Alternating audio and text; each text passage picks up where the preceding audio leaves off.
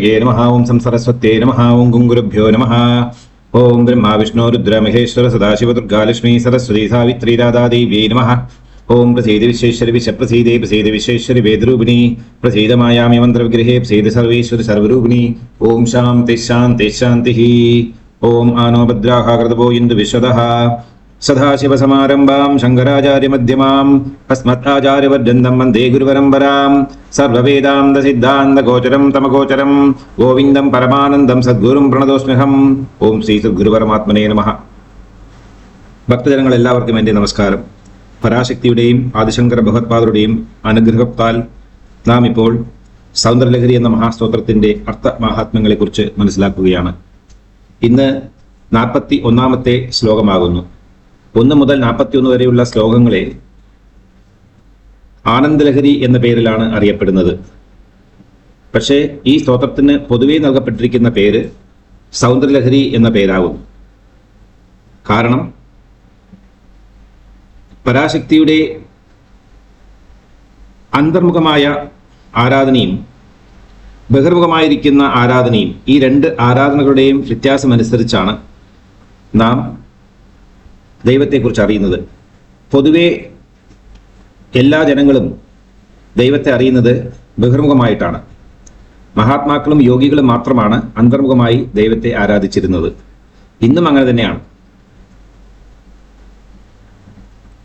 വദന സൗന്ദര്യലഹരി എന്നുള്ള നാമ 44-ാമത്തെ ശ്ലോകത്തിൽ പ്രയോഗിച്ചതുകൊണ്ട് ആ സൗന്ദര്യലഹരി എന്ന നാമം ഈ സ്തോത്രത്തിന് മുഴുവൻ 100 ശ്ലോകങ്ങൾക്കുമായി ലഭിക്കപ്പെട്ടു. പ്രഥമ ഭാഗം എന്ന് പറയപ്പെടുന്ന, അല്ലെങ്കിൽ പൂർവ്വഭാഗം എന്ന് പറയപ്പെടുന്ന ഈ 41 ശ്ലോകങ്ങൾ അന്തരപൂജയെക്കുറിച്ചും ദേവി മഹാത്മ്യത്തെക്കുറിച്ചുമെല്ലാം വ്യാഖ്യാനിക്കുന്നു. കൂടുതലും നിർഗുണോപാസനയ്ക്ക് പ്രാധാന്യം നൽകുന്ന ഒരു സ്തോത്രരത്നമായിട്ടാണ് ഈ 41 ശ്ലോകങ്ങളെ കരുതപ്പെടുന്നത്. ഈ ശ്ലോകത്തിന് പറഞ്ഞിരിക്കുന്ന മന്ത്രം ഓം ശ്രീ ഹര സഹസ്രായൈ നമഃ. ഓം ശ്രീ ഹര സഹസ്രായൈ നമഃ. സ്തോത്രത്തിന്റെ ഫലശ്രുതി പറയുന്നത് വയറുവേദന നീങ്ങിക്കിട്ടുവാൻ ഈ സ്തോത്രജപത്താൽ സാധ്യമാണ് എന്നാകുന്നു.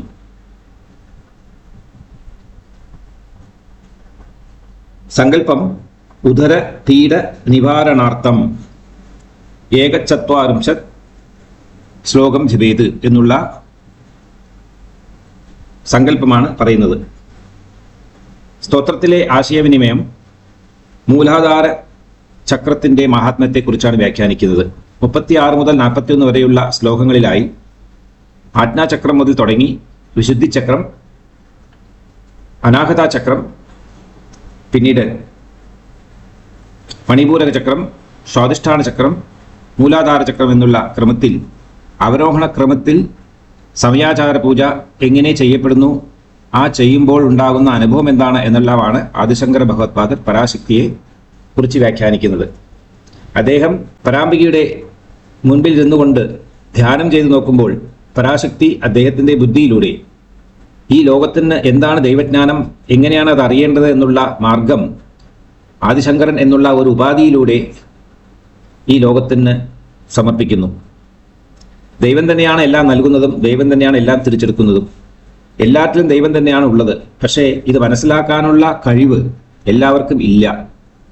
പക്ഷേ എല്ലാവരുടെയും ശരീരത്തിൽ ഗോഡ് എലമെന്റ് എന്നുള്ള ദൈവിക ശക്തി നമ്മളുടെ ശരീരം മുഴുവൻ പലവിധമായിരിക്കുന്ന ശക്തികളുടെ ഒരു ഭണ്ഡാരമാകുന്നു.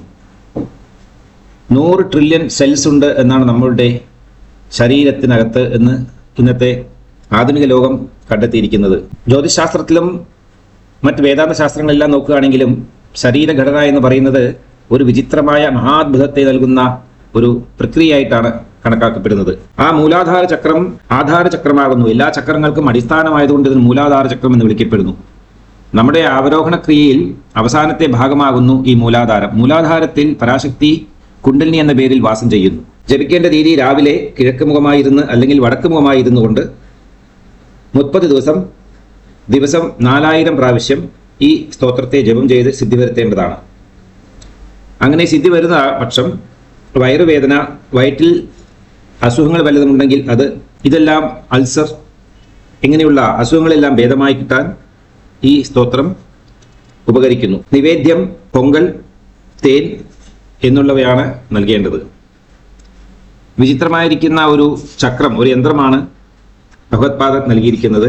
ചതുരാകൃതിയുള്ള, സമചതുരമല്ല, ദീർഘാകൃതിയിലുള്ള ഒരു ചതുരത്തിൽ മധ്യഭാഗത്ത് യം, അതിന് ചുവടെയായി ഹ്രീം, യം ഹ്രീം എന്നുള്ള ബീജാക്ഷര മന്ത്രത്തെ എഴുതി ഈ ചക്രത്തിന്റെ മുകളിൽ ദീപം കൊളുത്തി വെച്ച് അതിൽ പരാശക്തിയെ ആവാഹിച്ച് പഞ്ചോപചാര പൂജ ചെയ്ത് ഈ മന്ത്രജപം ചെയ്ത് സിദ്ധി വരുത്തേണ്ടതാകുന്നു. ഇത്രയും വലിയ ഒരു ശ്ലോകത്തിന് എന്തുകൊണ്ടാണ് കേവലം ഒരു വയറുവേദന എന്ന് പറഞ്ഞിരിക്കുന്നത് ചോദിക്കും, അല്ലേ? സ്വാഭാവികമാണ്. വയറുവേദന എന്നുകൊണ്ട് ഉദ്ദേശിക്കുന്നത് ഇവിടെ വയറ് എന്ന് പറയപ്പെടുന്നത് നാഭിഭത്മത്തോട് ചേർന്നതാകുന്നു. നാഭിഭത്മം മണിപൂരക ചക്രമാകുന്നു. ജലതത്വമാകുന്നു ഇവിടുത്തെ പ്രാധാന്യം. പഞ്ചഭൂതങ്ങളിൽ ജലതത്വമാകുന്നു മണിപൂരക ചക്രത്തിനുള്ളത്. ജലമാണ് നമ്മളുടെ ജീവിതത്തിന് എല്ലാത്തിനും ആധാരമായിരിക്കുന്നത്. ആപോവ ഇതകം സർവം വിശ്വാൻ ഭൂതാന്യാപഹ.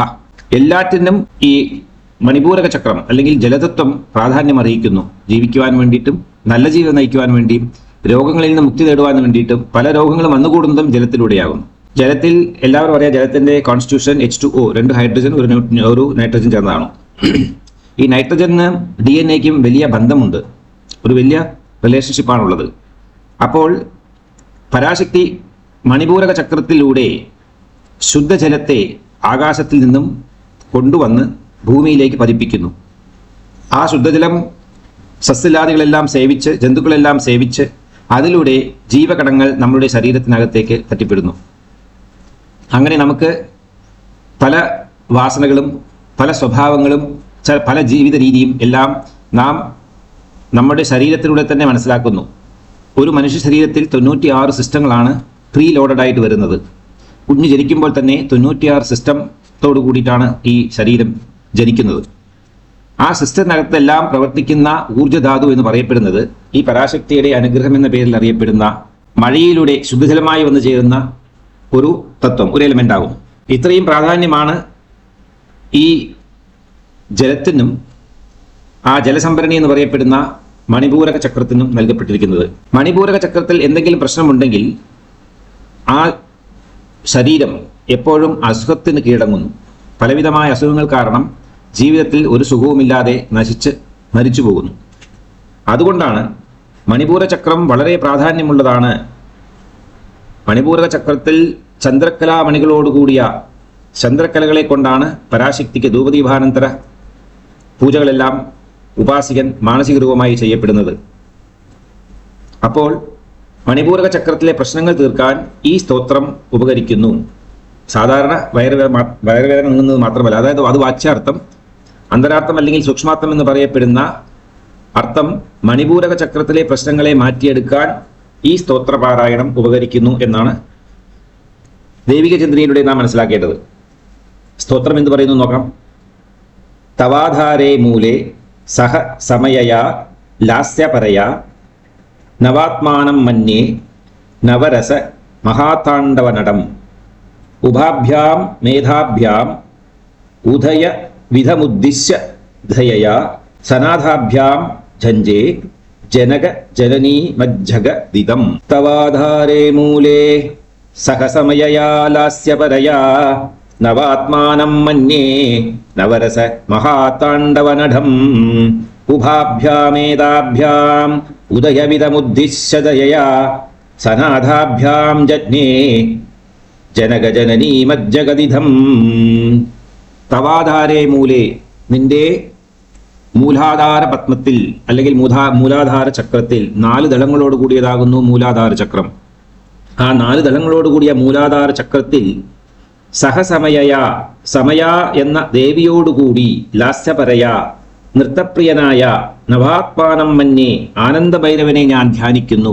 ആദിശങ്കര ഭഗവത്പാദർ പരാശക്തിയുടെ മൂലാധാര ചക്രത്തിലും തൻ്റെ മൂലാധാര ചക്രത്തിലും പരാശക്തിയെ തൻ്റെ സഹപതിയായിരിക്കുന്ന സദാശിവൻ മഹാഭൈരവൻ എന്ന പേരിലാണ് അറിയപ്പെടുന്നത്. ആ ഭൈരവമൂർത്തിയുടെ രൂപത്തെ ഞാൻ കാണുന്നു, ധ്യാനിക്കുന്നു എന്ന് പറയുന്നു. അദ്ദേഹത്തെ ആനന്ദഭൈരവൻ എന്നാണ് അദ്ദേഹം വിശേഷിപ്പിക്കുന്നത്. നവരസ മഹാതാണ്ഡവനടം, ശൃംഗാരാദി നവരസങ്ങളോടുകൂടിയ മഹാതാണ്ഡവത്തിൽ പ്രിയനായും ഇരിക്കുന്ന അഭിനേതാവായ പരമശിവൻ.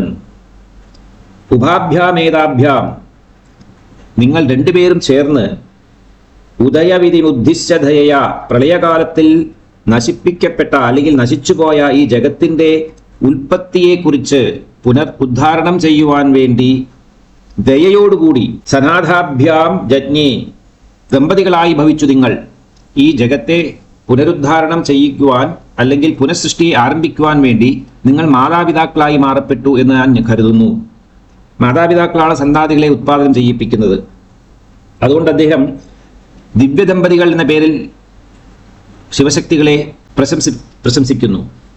ജനക ജനനീമത് മാതാപിതാക്കളോട് കൂടിയ ജഗതിദം, ഈ ജഗത്തിൽ മാതാപിതാക്കളായി ആദ്യത്തെ മാതാപിതാക്കൾ ഉമാമഹേശ്വർ എന്ന് പറയപ്പെടുന്ന ഭൈരവൻ ഭൈരവി അല്ലെങ്കിൽ പരാശക്തി സദാശിവൻ എന്ന പേരിൽ ശിവനെയും ശക്തിയെയും ആദിശങ്കര ഭഗവത്പാദർ നമിക്കുന്നു. സാഗിനി എന്നുള്ള ദേവിയാകുന്നു മൂലാധാര പത്മത്തെ സംരക്ഷിച്ചു പോരുന്നത്.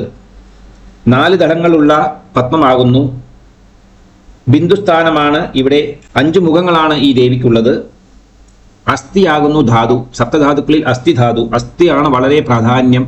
അസ്ഥിയിൽ നിന്ന് മാത്രമാണ് പിന്നീട് എല്ലാ വികസനങ്ങളും സംഭവിക്കുന്നത് ഒരു ഭ്രൂണത്തിന്. വരദ, സരസ്വതി എന്ന 4 ദേവിമാർ പരാശക്തിക്ക് ഉപചാരങ്ങൾ ചെയ്യുന്നു. മുദ്ഗൗധനപ്രിയ സാഗിന്യംബാസ്വരൂപിണി എന്നാണ് ലളിതാ സഹസ്രനാമത്തിലെ വ്യാഖ്യാനവും. മുദ്ഗൗതനം എന്ന് വെച്ച് കഴിഞ്ഞാൽ ചെറുപയർ സംബന്ധമായ, ചെറുപയർ കൊണ്ട് ഉണ്ടാക്കപ്പെട്ട അന്നാഹാരാദികളിൽ താത്പര്യം കാണിക്കുന്നവൾ. പരാശക്തിക്ക് ഒന്നിനോടും പ്രിയമോ അപ്രിയമോ ഇല്ല.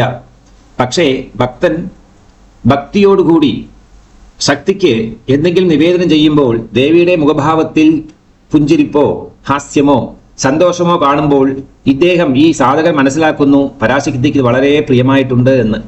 നമ്മളും അതുപോലെയല്ലേ, ആഹാരം കഴിക്കാതിരിക്കുമ്പോൾ പല ആഹാര വസ്തുക്കളെ നമുക്ക് വിളമ്പിത്തരുന്ന നേരത്ത് നമ്മൾ പ്രിയമായി എന്തെങ്കിലും 1 or 2 വിഭവങ്ങളെ എടുത്ത് കഴിക്കുമ്പോൾ നമ്മളുടെ മുഖത്തിൽ കാണുന്ന ഒരു സന്തോഷം വിളമ്പുന്നവർക്ക് മനസ്സിലാക്കാൻ സാധിക്കുന്നു. അപ്പൊ അവരെന്താ വിചാരിക്കുന്നത്?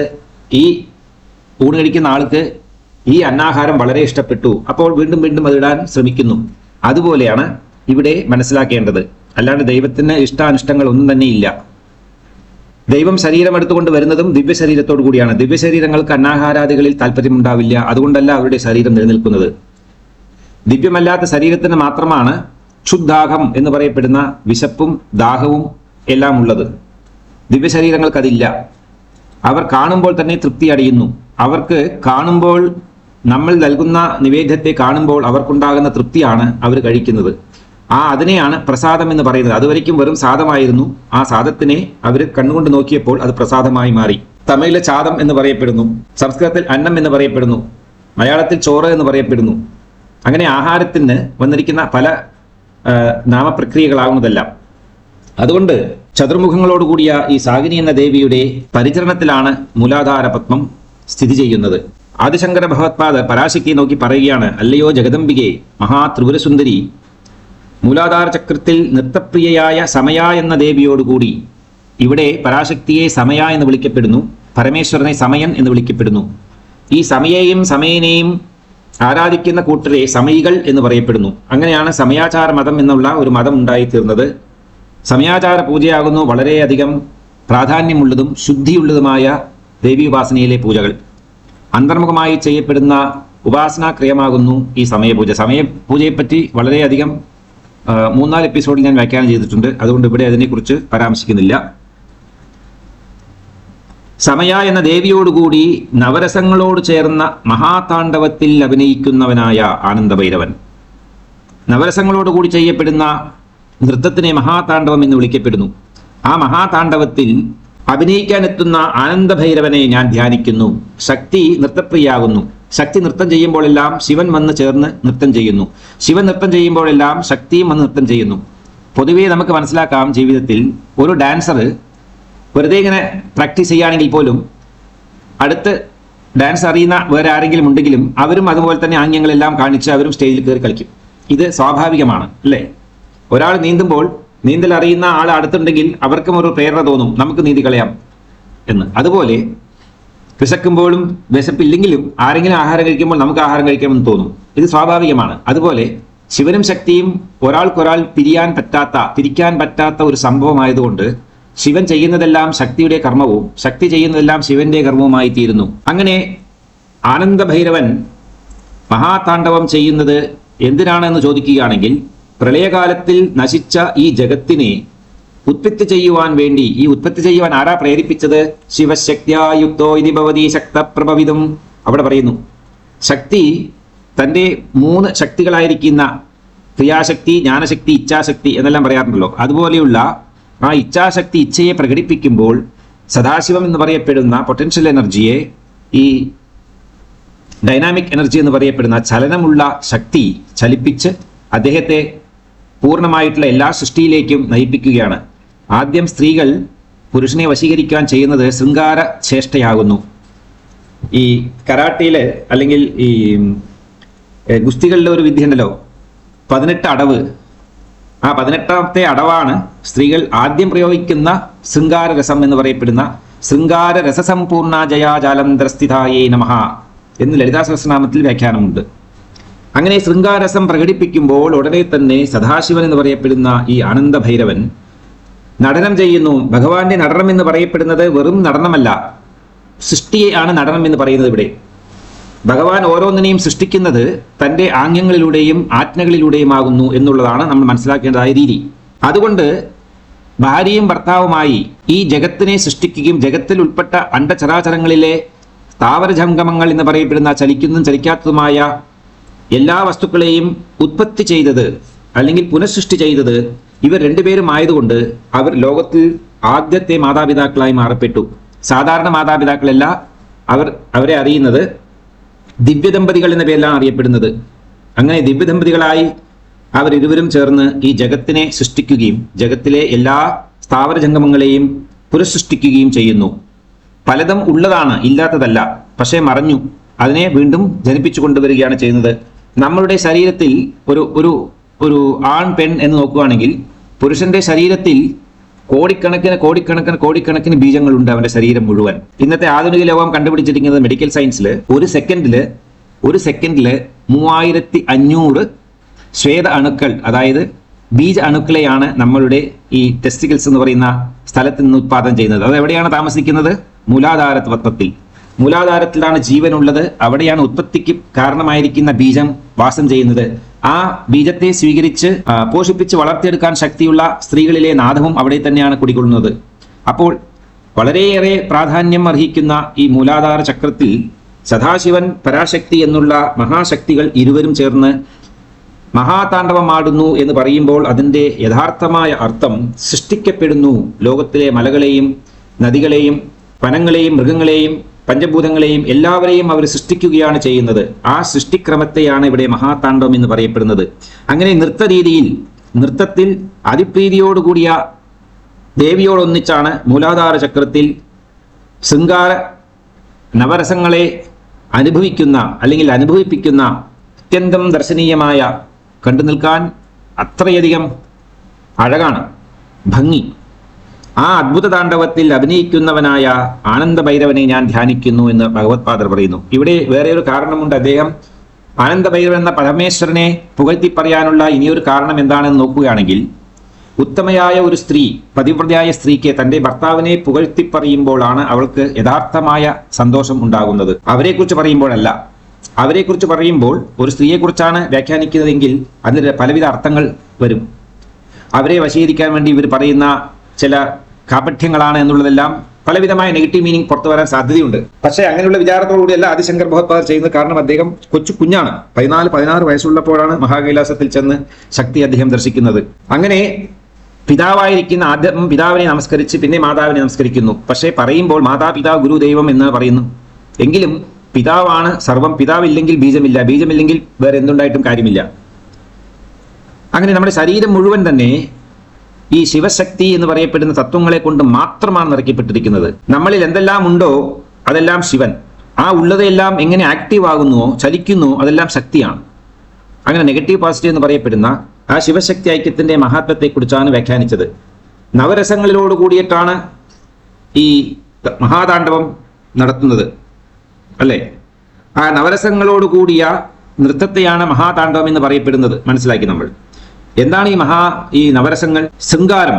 ശൃംഗാരം എന്ന് പറയുന്നത് രതിസുഖം. രണ്ടാമത് വീര എന്ന് വെച്ചാൽ ഉത്സാഹം, ഏതൊരു പ്രവൃത്തിയും ചെയ്യാനുള്ള ഒരു പ്രവണത അല്ലെങ്കിൽ ഉത്സാഹ ബുദ്ധി കാട്ടുക. മൂന്നാമത് കരുണ, ശോകത്തെ പ്രകടിപ്പിക്കുകയാണ് കാരുണ്യം. കാരുണ്യത്തിനുള്ള മരുന്ന് അല്ലെങ്കിൽ കാരുണ്യം നമുക്ക് ലഭിക്കുവാൻ ശോകത്തെയാണ് നാം എല്ലാവരും പ്രകടിപ്പിക്കുന്നത്. അപ്പൊ ശോകത്തിനുള്ള മരുന്ന് കരുണയാകുന്നു, കമ്പാഷൻ. നാലാമത് ഭയാനകം, ഭയത്തെ ജനിപ്പിക്കുന്ന ഭാവം അല്ലെങ്കിൽ ഭയത്തെ പ്രകടിപ്പിക്കുന്ന ഭാവം. അഞ്ചാമത്തേത് ബിഭത്സ. ബിഭത്സ എന്ന് വെച്ചാൽ വിവേകം. വിവേകം എന്ന് വെച്ചാൽ സൂക്ഷ്മബുദ്ധി, ഏത് ശരി ഏത് തെറ്റ് എന്നുള്ളതിനെ മനസ്സിലാക്കാനുള്ള ഒരു ജിജ്ഞാസയെ കാണിക്കുന്ന ഭാവമാകുന്നു ബിഭത്സ. ആറാമത്തേത് രൗദ്രം, കോപത്തെയാണ് കാണിക്കുന്നത് രൗദ്രം കൊണ്ട്. ഏഴാമത്തേത് ഹാസ്യം. ഹാസ്യം എന്ന് വെച്ച് കഴിഞ്ഞാൽ ഹാസ്യം, ചിരിക്കുക, പുഞ്ചിരിക്കുക എന്നുള്ളതായ ഭാവം. എട്ടാമത്തേത് അത്ഭുതം. അത്ഭുതം എന്ന് വെച്ചാൽ ആശ്ചര്യമായിരിക്കുന്ന. ഒമ്പതാമത്തേത് ക്ഷമ. ക്ഷമ എന്ന് വെച്ചാൽ ക്ഷമ എന്നർത്ഥം. ഈ നവരസങ്ങളോട് കൂടിയിട്ടാണ് നാം കഴിക്കുന്ന ആഹാരത്തിലും നമ്മളുടെ പ്രവർത്തനങ്ങളിലും ഈ നവരസങ്ങൾ ഉൾക്കൊണ്ടിരിക്കുന്നു.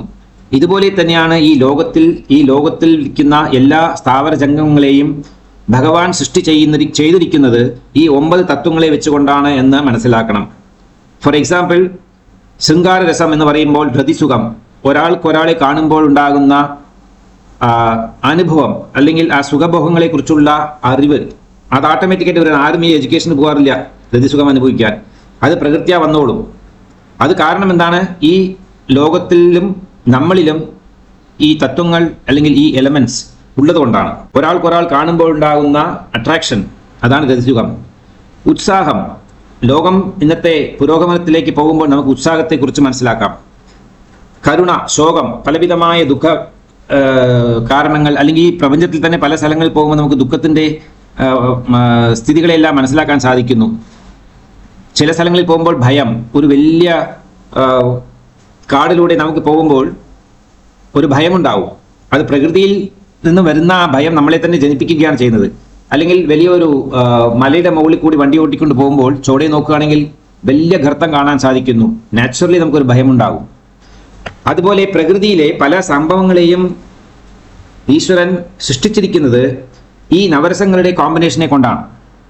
അതുപോലെ തന്നെ നമ്മുടെ ശരീരവും. അതുകൊണ്ടാണ് നാം ഈ നവരസങ്ങൾക്കും അട്രാക്റ്റീവ് ആകുന്നത് അല്ലെങ്കിൽ വശീകരിക്കപ്പെടുന്നത്. ഇത് വെച്ചുകൊണ്ടാണ് നമ്മുടെ ജീവിതം മുന്നോട്ട് നീങ്ങുന്നതും എല്ലാം. ഈ സത്യത്തെയാണ് ഇവിടെ പ്രതിപാദിച്ചത്. നാട്യശാസ്ത്രത്തെ 5ാമത്തെ വേദം എന്ന പേരിൽ പുകഴ്ത്തുന്നു. പൊതുവെ പറയുകയാണെങ്കിൽ 4 വേദങ്ങൾക്ക്, അതായത് ഋഗ്വേദം, യജുർവേദം, സാമവേദം, അഥർവവേദം എന്ന 4 വേദങ്ങൾക്ക് പല ഉപവേദങ്ങളുണ്ട്, പല വേദ അംഗങ്ങളുണ്ട്. ഈ പല അംഗങ്ങളുള്ള വേദങ്ങളെക്കുറിച്ചെല്ലാം നമ്മൾ ഇതിനു മുമ്പിലുള്ള ശ്ലോകങ്ങൾ മനസ്സിലാക്കിയിട്ടുണ്ട്. ഇവിടെ നാട്യശാസ്ത്രത്തെ 5ാമത്തെ വേദം എന്ന പേരിൽ അറിയപ്പെടുന്നു. ചതുർവേദങ്ങളിലെ ആശയങ്ങളെയും നാട്യശാസ്ത്രം പ്രതിപാദിക്കുന്നുണ്ട്. നാട്യശാസ്ത്രത്തിലൂടെ വേദത്തിലെ തത്വങ്ങളെല്ലാം നാം മനസ്സിലാക്കാൻ സാധ്യമാണ്. ഫോർ എക്സാമ്പിൾ, കഥകളി എടുത്ത് നോക്കുക. കഥകളിയിൽ വലിയ ഒരു ഫോർ എക്സാമ്പിൾ കഥകളിയിൽ ഇപ്പോൾ രാമായണം മുഴുവൻ കഥകളിയായിട്ട് കൊടുക്കുകയാണെങ്കിൽ അല്ലെങ്കിൽ അഭിനയിക്കുകയാണെങ്കിൽ, അല്ലെങ്കിൽ സീതാ സ്വയംവരം അല്ലെങ്കിൽ പാർവതി സ്വയംവരം, ഇതെല്ലാം കഥകളിയിലൂടെ അവർ വളരെ രസകരമായ രാഗത്തിൽ പാടി അഭിനയിക്കുമ്പോൾ ആ മൊത്തം കഥ അതിൽ വ്യാഖ്യാനിക്കപ്പെടുന്നു, അഭിനയിച്ച് കാണിക്കുകയാണ് ചെയ്യുന്നത്, അല്ലേ? അത് മനസ്സിലാക്കാൻ ശക്തിയുള്ള അറിവുള്ള കുറച്ച് ആളുകളുണ്ട്. എല്ലാവർക്കും മനസ്സിലാക്കാൻ സാധ്യമാണെന്ന് പറയാൻ പറ്റില്ല. എങ്കിൽ പോലും ഒരാശയത്തെ പ്രകടിപ്പിക്കുവാൻ നാട്യശാസ്ത്രം വളരെയേറെ ഉപകരിക്കുന്നു. നാട്യശാസ്ത്രത്തിലെ ഈ 9 നവരസങ്ങളെ കാണിക്കുന്ന ഭരതനാട്യം എന്തെല്ലാം പറയപ്പെടുന്നത് വളരെയധികം സന്തോഷകരമായിരിക്കും കാണാൻ തന്നെ. പൊതുവെ ഇന്നത്തെ കാലത്ത് നാം മനസ്സിലാക്കുന്നത് അഷ്ടനാട്യം എന്ന് പറയപ്പെടുന്ന 8 വിധത്തിലുള്ള നാട്യങ്ങളെ കുറിച്ചാണ്. 1 ഭരതം, 2 കുച്ചിപ്പുടി, 3 കഥക്, 4 ഒഡീസി, 5 ശാസ്ത്രീയം, 6 കഥകളി, 7 മണിപൂരി, 8 മോഹിനി. മോഹിനിയാട്ടം എല്ലാവർക്കും അറിയാമല്ലോ. പാൽക്കടലിൽ കടഞ്ഞ സമയത്ത് അമൃതം വന്നപ്പോൾ അസുരന്മാർ തട്ടിയെടുത്തുകൊണ്ട് പോകുകയും പിന്നീട് അവരിൽ നിന്നും തിരിച്ചെടുക്കുവാൻ വേണ്ടി മഹാവിഷ്ണു പരാശക്തിയെ ധ്യാനിച്ച് മോഹിനി രൂപത്തെ എടുത്ത് അതുവഴി മോഹിനിയാട്ടം ആടി തൃപ്തിപ്പെടുത്തി എന്നെല്ലാം പറയുന്നുണ്ട്. അങ്ങനെ പരമശിവനിലൂടെ മോഹിനിക്ക് ഒരു കുഞ്ഞ് ജനിക്കുകയും ആ കുഞ്ഞിനെ ധർമ്മശാസ്ത്ര അവതാരമായി കരുതപ്പെടുന്ന മണികണ്ഠൻ ജനിക്കുകയും ആ മണികണ്ഠൻ മഹിഷിയെ മർദ്ദനം ചെയ്ത് അയ്യപ്പൻ എന്നുള്ള പേരിൽ ശബരിമലയിൽ വാണരുളുന്നു. ഇത് മോഹിനിയാട്ടത്തിന്റെ ഒരു ഉത്പാദനമാകുന്നു. പൊതുവെ ശിവ സംബന്ധമായ പല ആഗമങ്ങളിലും മനസ്സിലാക്കാൻ സാധിക്കുന്നത് 1008 തരം നൃത്തങ്ങളുണ്ട് എന്നാണ് പറയുന്നത്. വളരെ പ്രാധാന്യം അർഹിക്കുന്നത് 108 നാട്യപദങ്ങളാകുന്നു. പരമശിവൻ ഒരാൾക്ക് മാത്രമാണ് ഈ എല്ലാ പദങ്ങളെയും അഭിനയിച്ചു കാണിക്കുവാൻ ശക്തിയും കെൽപ്പും ഉള്ളത്. അതുപോലെ തന്നെ ശക്തിയും ശിവനോടൊപ്പം ചേർന്ന് നൃത്തം, നടനം, നാട്യം എന്നുള്ളതെല്ലാം ആടുന്നു. ഇതിനെല്ലാം അഭിനയം കാരണമാണ് എന്ന് പറയപ്പെടുമ്പോൾ അഭിനയം 64 വിധത്തിലാണ് പറയപ്പെട്ടിരിക്കുന്നത്. നവരസങ്ങളും ചേർന്നതാകുന്നു ഓരോ അഭിനയത്തിലും ഉള്ളത്. എല്ലാ മൂർത്തികൾക്കും 64 ഭാവങ്ങളാണുള്ളത്. എല്ലാറ്റിനും 64 ഭാവങ്ങളാണുള്ളത്. അപ്പോൾ 64 വിധത്തിലാണ് അഭിനയം പറഞ്ഞപ്പെട്ടിരിക്കുന്നത്. പരമശിവന് 64 അവതാരങ്ങളുണ്ട് എന്ന് പറയപ്പെടുന്നു. മഹാവിഷ്ണു ദശാവതാരം എന്ന് പറയുന്നത് പോലെ തന്നെ ഇത്രയെല്ലാമാണ് ഈ ശ്ലോകം കൊണ്ട് നമുക്ക് മനസ്സിലാക്കേണ്ടത്. തവാധാരേ മൂലേ എന്നുള്ള നാമം കൊണ്ട് 36 മുതൽ 41 വരെയുള്ള ഈ സ്തോത്രങ്ങളെല്ലാം ഷഡാധാര ചക്രങ്ങളിലൂടെ പരാശക്തിയെ ധ്യാന രൂപത്തിൽ, മാനസികമായി, സൂക്ഷ്മരൂപത്തിൽ എങ്ങനെ ദർശിച്ച് മനസ്സിലാക്കണം, അങ്ങനെ ശിവനും ശക്തിയും ഭക്തനും അല്ലെങ്കിൽ ശിവനും ശക്തിയും സാധകനും ഒന്നായി ചേരുന്ന ഐക്യാനുസന്ധ മഹാത്മ്യത്തെയാണ് ഈ മന്ത്രം കൊണ്ട് ആദിശങ്കര ഭഗവത്പാദർ പ്രതിപാദിക്കുന്നത്. ഇതിൽ പലവിധമായ രഹസ്യങ്ങൾ അടങ്ങിയിരിക്കുന്ന ഒരു ചക്രമാകുന്നു ഈ 6ാമത്തെ അല്ലെങ്കിൽ ആദ്യത്തെ ചക്രം എന്ന് പറയപ്പെടുന്ന മൂലാധാര ചക്രം. ആ മൂലാധാര ചക്രത്തെക്കുറിച്ചും ഈ ചക്രത്തിന്റെ മഹാത്മ്യം എടുത്ത് പറയപ്പെടുന്ന ഐക്യാനുസന്ധാനം എന്ന മഹാതത്വത്തെക്കുറിച്ചും നാം വളരെ വിശദമായി മനസ്സിലാക്കേണ്ടതുണ്ട്. അതുകൊണ്ട് ഈ എപ്പിസോഡ് വളരെ ദീർഘമുള്ളതൊന്നായിരിക്കും. പക്ഷെ ക്ഷമിച്ച് നല്ല ക്ഷമയോടുകൂടി തന്നെ ഇരുന്ന് എല്ലാം കേട്ട് മനസ്സിലാക്കി 1-4 പ്രാവശ്യം ഈ എപ്പിസോഡ് കേട്ട് ഈ സംഗതികളെ മനസ്സിലാക്കാൻ ശ്രമിക്കുകയാണെങ്കിൽ മനുഷ്യജന്മത്തിലെ ഏറ്റവും വലിയ ഒരു അച്ചീവ്മെന്റ് ആയിട്ട് നാം കരുതാം. കാരണം ഈ ശാസ്ത്രവിദ്യകളും രഹസ്യങ്ങളും എല്ലാ സ്ഥലത്തും അവൈലബിൾ അല്ല, ആരും പറഞ്ഞു കൊടുക്കാറുമില്ല. പരാശക്തിയുടെ അനുഗ്രഹത്താൽ നാം ഈ തത്വങ്ങളെല്ലാം ഒന്ന് ദീർഘമായി ചിന്തിച്ചു നോക്കാം. ജഗത് സൃഷ്ടിയെക്കുറിച്ച് പറഞ്ഞു. ജഗത് സൃഷ്ടിയുടെ പ്രധാന ഉദ്ദേശം എന്താണ്? ജീവാത്മാക്കൾക്ക് ഭോഗാദികൾ കൊണ്ട് കർമ്മനാശം വരുത്തണം. ഭോഗം അനുഭവിക്കാതെ, സുഖദുഃഖങ്ങളെ അനുഭവിക്കാതെ കർമ്മനാശം ഉണ്ടാവരുത്. ദൈവത്തിന്റെ അനുഗ്രഹം കൊണ്ട് സാധ്യമാണ് എങ്കിൽ പോലും ദൈവം അതിന് സമ്മതിക്കുന്നില്ല. പറയുന്നത് നീ ചെയ്തിട്ടുള്ള പാപപുണ്യങ്ങൾക്ക് അല്ലെങ്കിൽ നീ ആഗ്രഹിച്ചിട്ടുള്ള സുഖഭോഗങ്ങളെല്ലാം നീ നിന്റെ ഈ ശരീരത്തെ കൊണ്ട് തന്നെ അനുഭവിച്ച് തൃപ്തിയാകുക. ആ തൃപ്തിക്ക് ശേഷമാണ്, തൃപ്തി ഉണ്ടെങ്കിൽ മാത്രമേ ആധ്യാത്മികം വളരുകയുള്ളൂ. തൃപ്തിയില്ലെങ്കിൽ ഒരിക്കലും ആധ്യാത്മികം വളരുകയില്ല. അത് എങ്ങനെയാണ് മനസ്സിലാക്കാൻ സാധിക്കുക? തെങ്ങിൻ തോട്ടത്തിന്റെ ചോട്ടിൽ ഏതെങ്കിലും ചെടി കൊണ്ട് വച്ചു കഴിഞ്ഞാൽ അത് വളരുമോ? ഒരിക്കലും വളരില്ല. തെങ്ങിന്റെ നിഴൽ വിട്ട് കഴിഞ്ഞാൽ ചെടി വലുതാവില്ല, അതങ്ങനെ തന്നെ ഇരിക്കും, അല്ലെങ്കിൽ നശിച്ചും പോവും. അതുപോലെ ആധ്യാത്മികം വളരണമെങ്കിൽ നമ്മളുടെ എല്ലാ ഭോഗ ആസക്തികളും രാഗദ്വേഷങ്ങളും എല്ലാം കെട്ടണയണം. അത് അത്ര എളുപ്പത്തിൽ അണയുന്നതല്ല. കാരണം ഇത് വാസനയായതുകൊണ്ട് പല ജന്മങ്ങളിൽ നാം അനുഭവിച്ചിട്ടുള്ള പ്രാക്ടീസസ് ആണല്ലോ. പ്രാക്ടീസ് മേക്സ് പെർഫെക്റ്റ് എന്നുള്ള ഒരു ഇംഗ്ലീഷ് വചനം നോക്കുകയാണെങ്കിൽ നമ്മളതിൽ പെർഫെക്റ്റ് ആണ്. ഏതില്? ഈ വാസനാമയമായിരിക്കുന്ന ചേഷ്ടകളെല്ലാം നമ്മൾ പെർഫെക്റ്റ് ആണ്. നമ്മളെ ഇംപെർഫെക്ഷൻ ആക്കണം.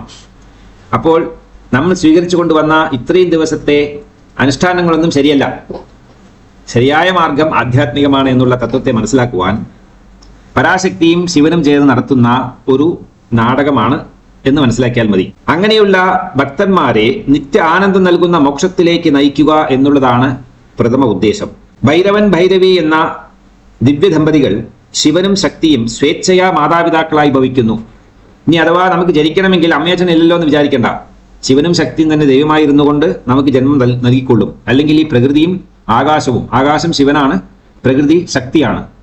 അപ്പോൾ ആകാശത്തിനും പ്രകൃതിക്കും നടുവിൽ, അതായത് ഭൂമി, ദ്യാവാ പൃഥിവീഭ്യാഗും അന്തരീക്ഷ എന്നാണ് പറയുന്നത് വേദം. ആ ദ്യാവാ പൃഥിവിക്ക് നടുവിൽ സംഭവിക്കുന്നത് അഗ്നിയാകുന്നു. അഗ്നിയാണ് ജനിക്കുന്നത്.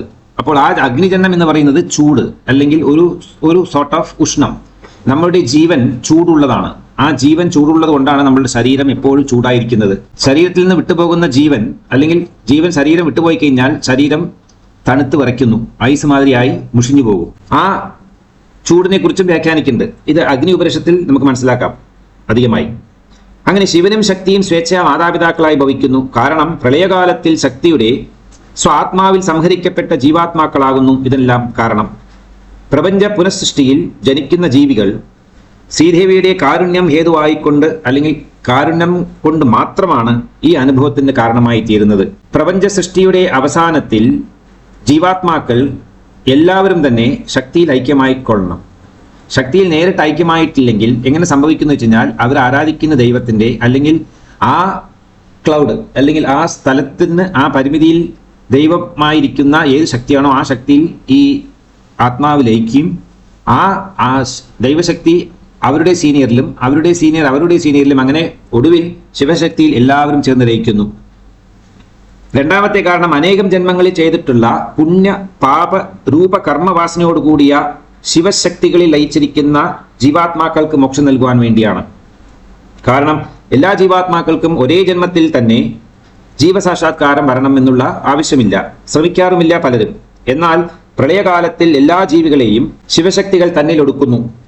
എന്നിട്ട് പുനഃസൃഷ്ടിയിൽ അപക്വമായിരിക്കുന്ന ജീവാത്മാക്കൾക്ക് വീണ്ടും ഒരു അവസരം നൽകുന്നു.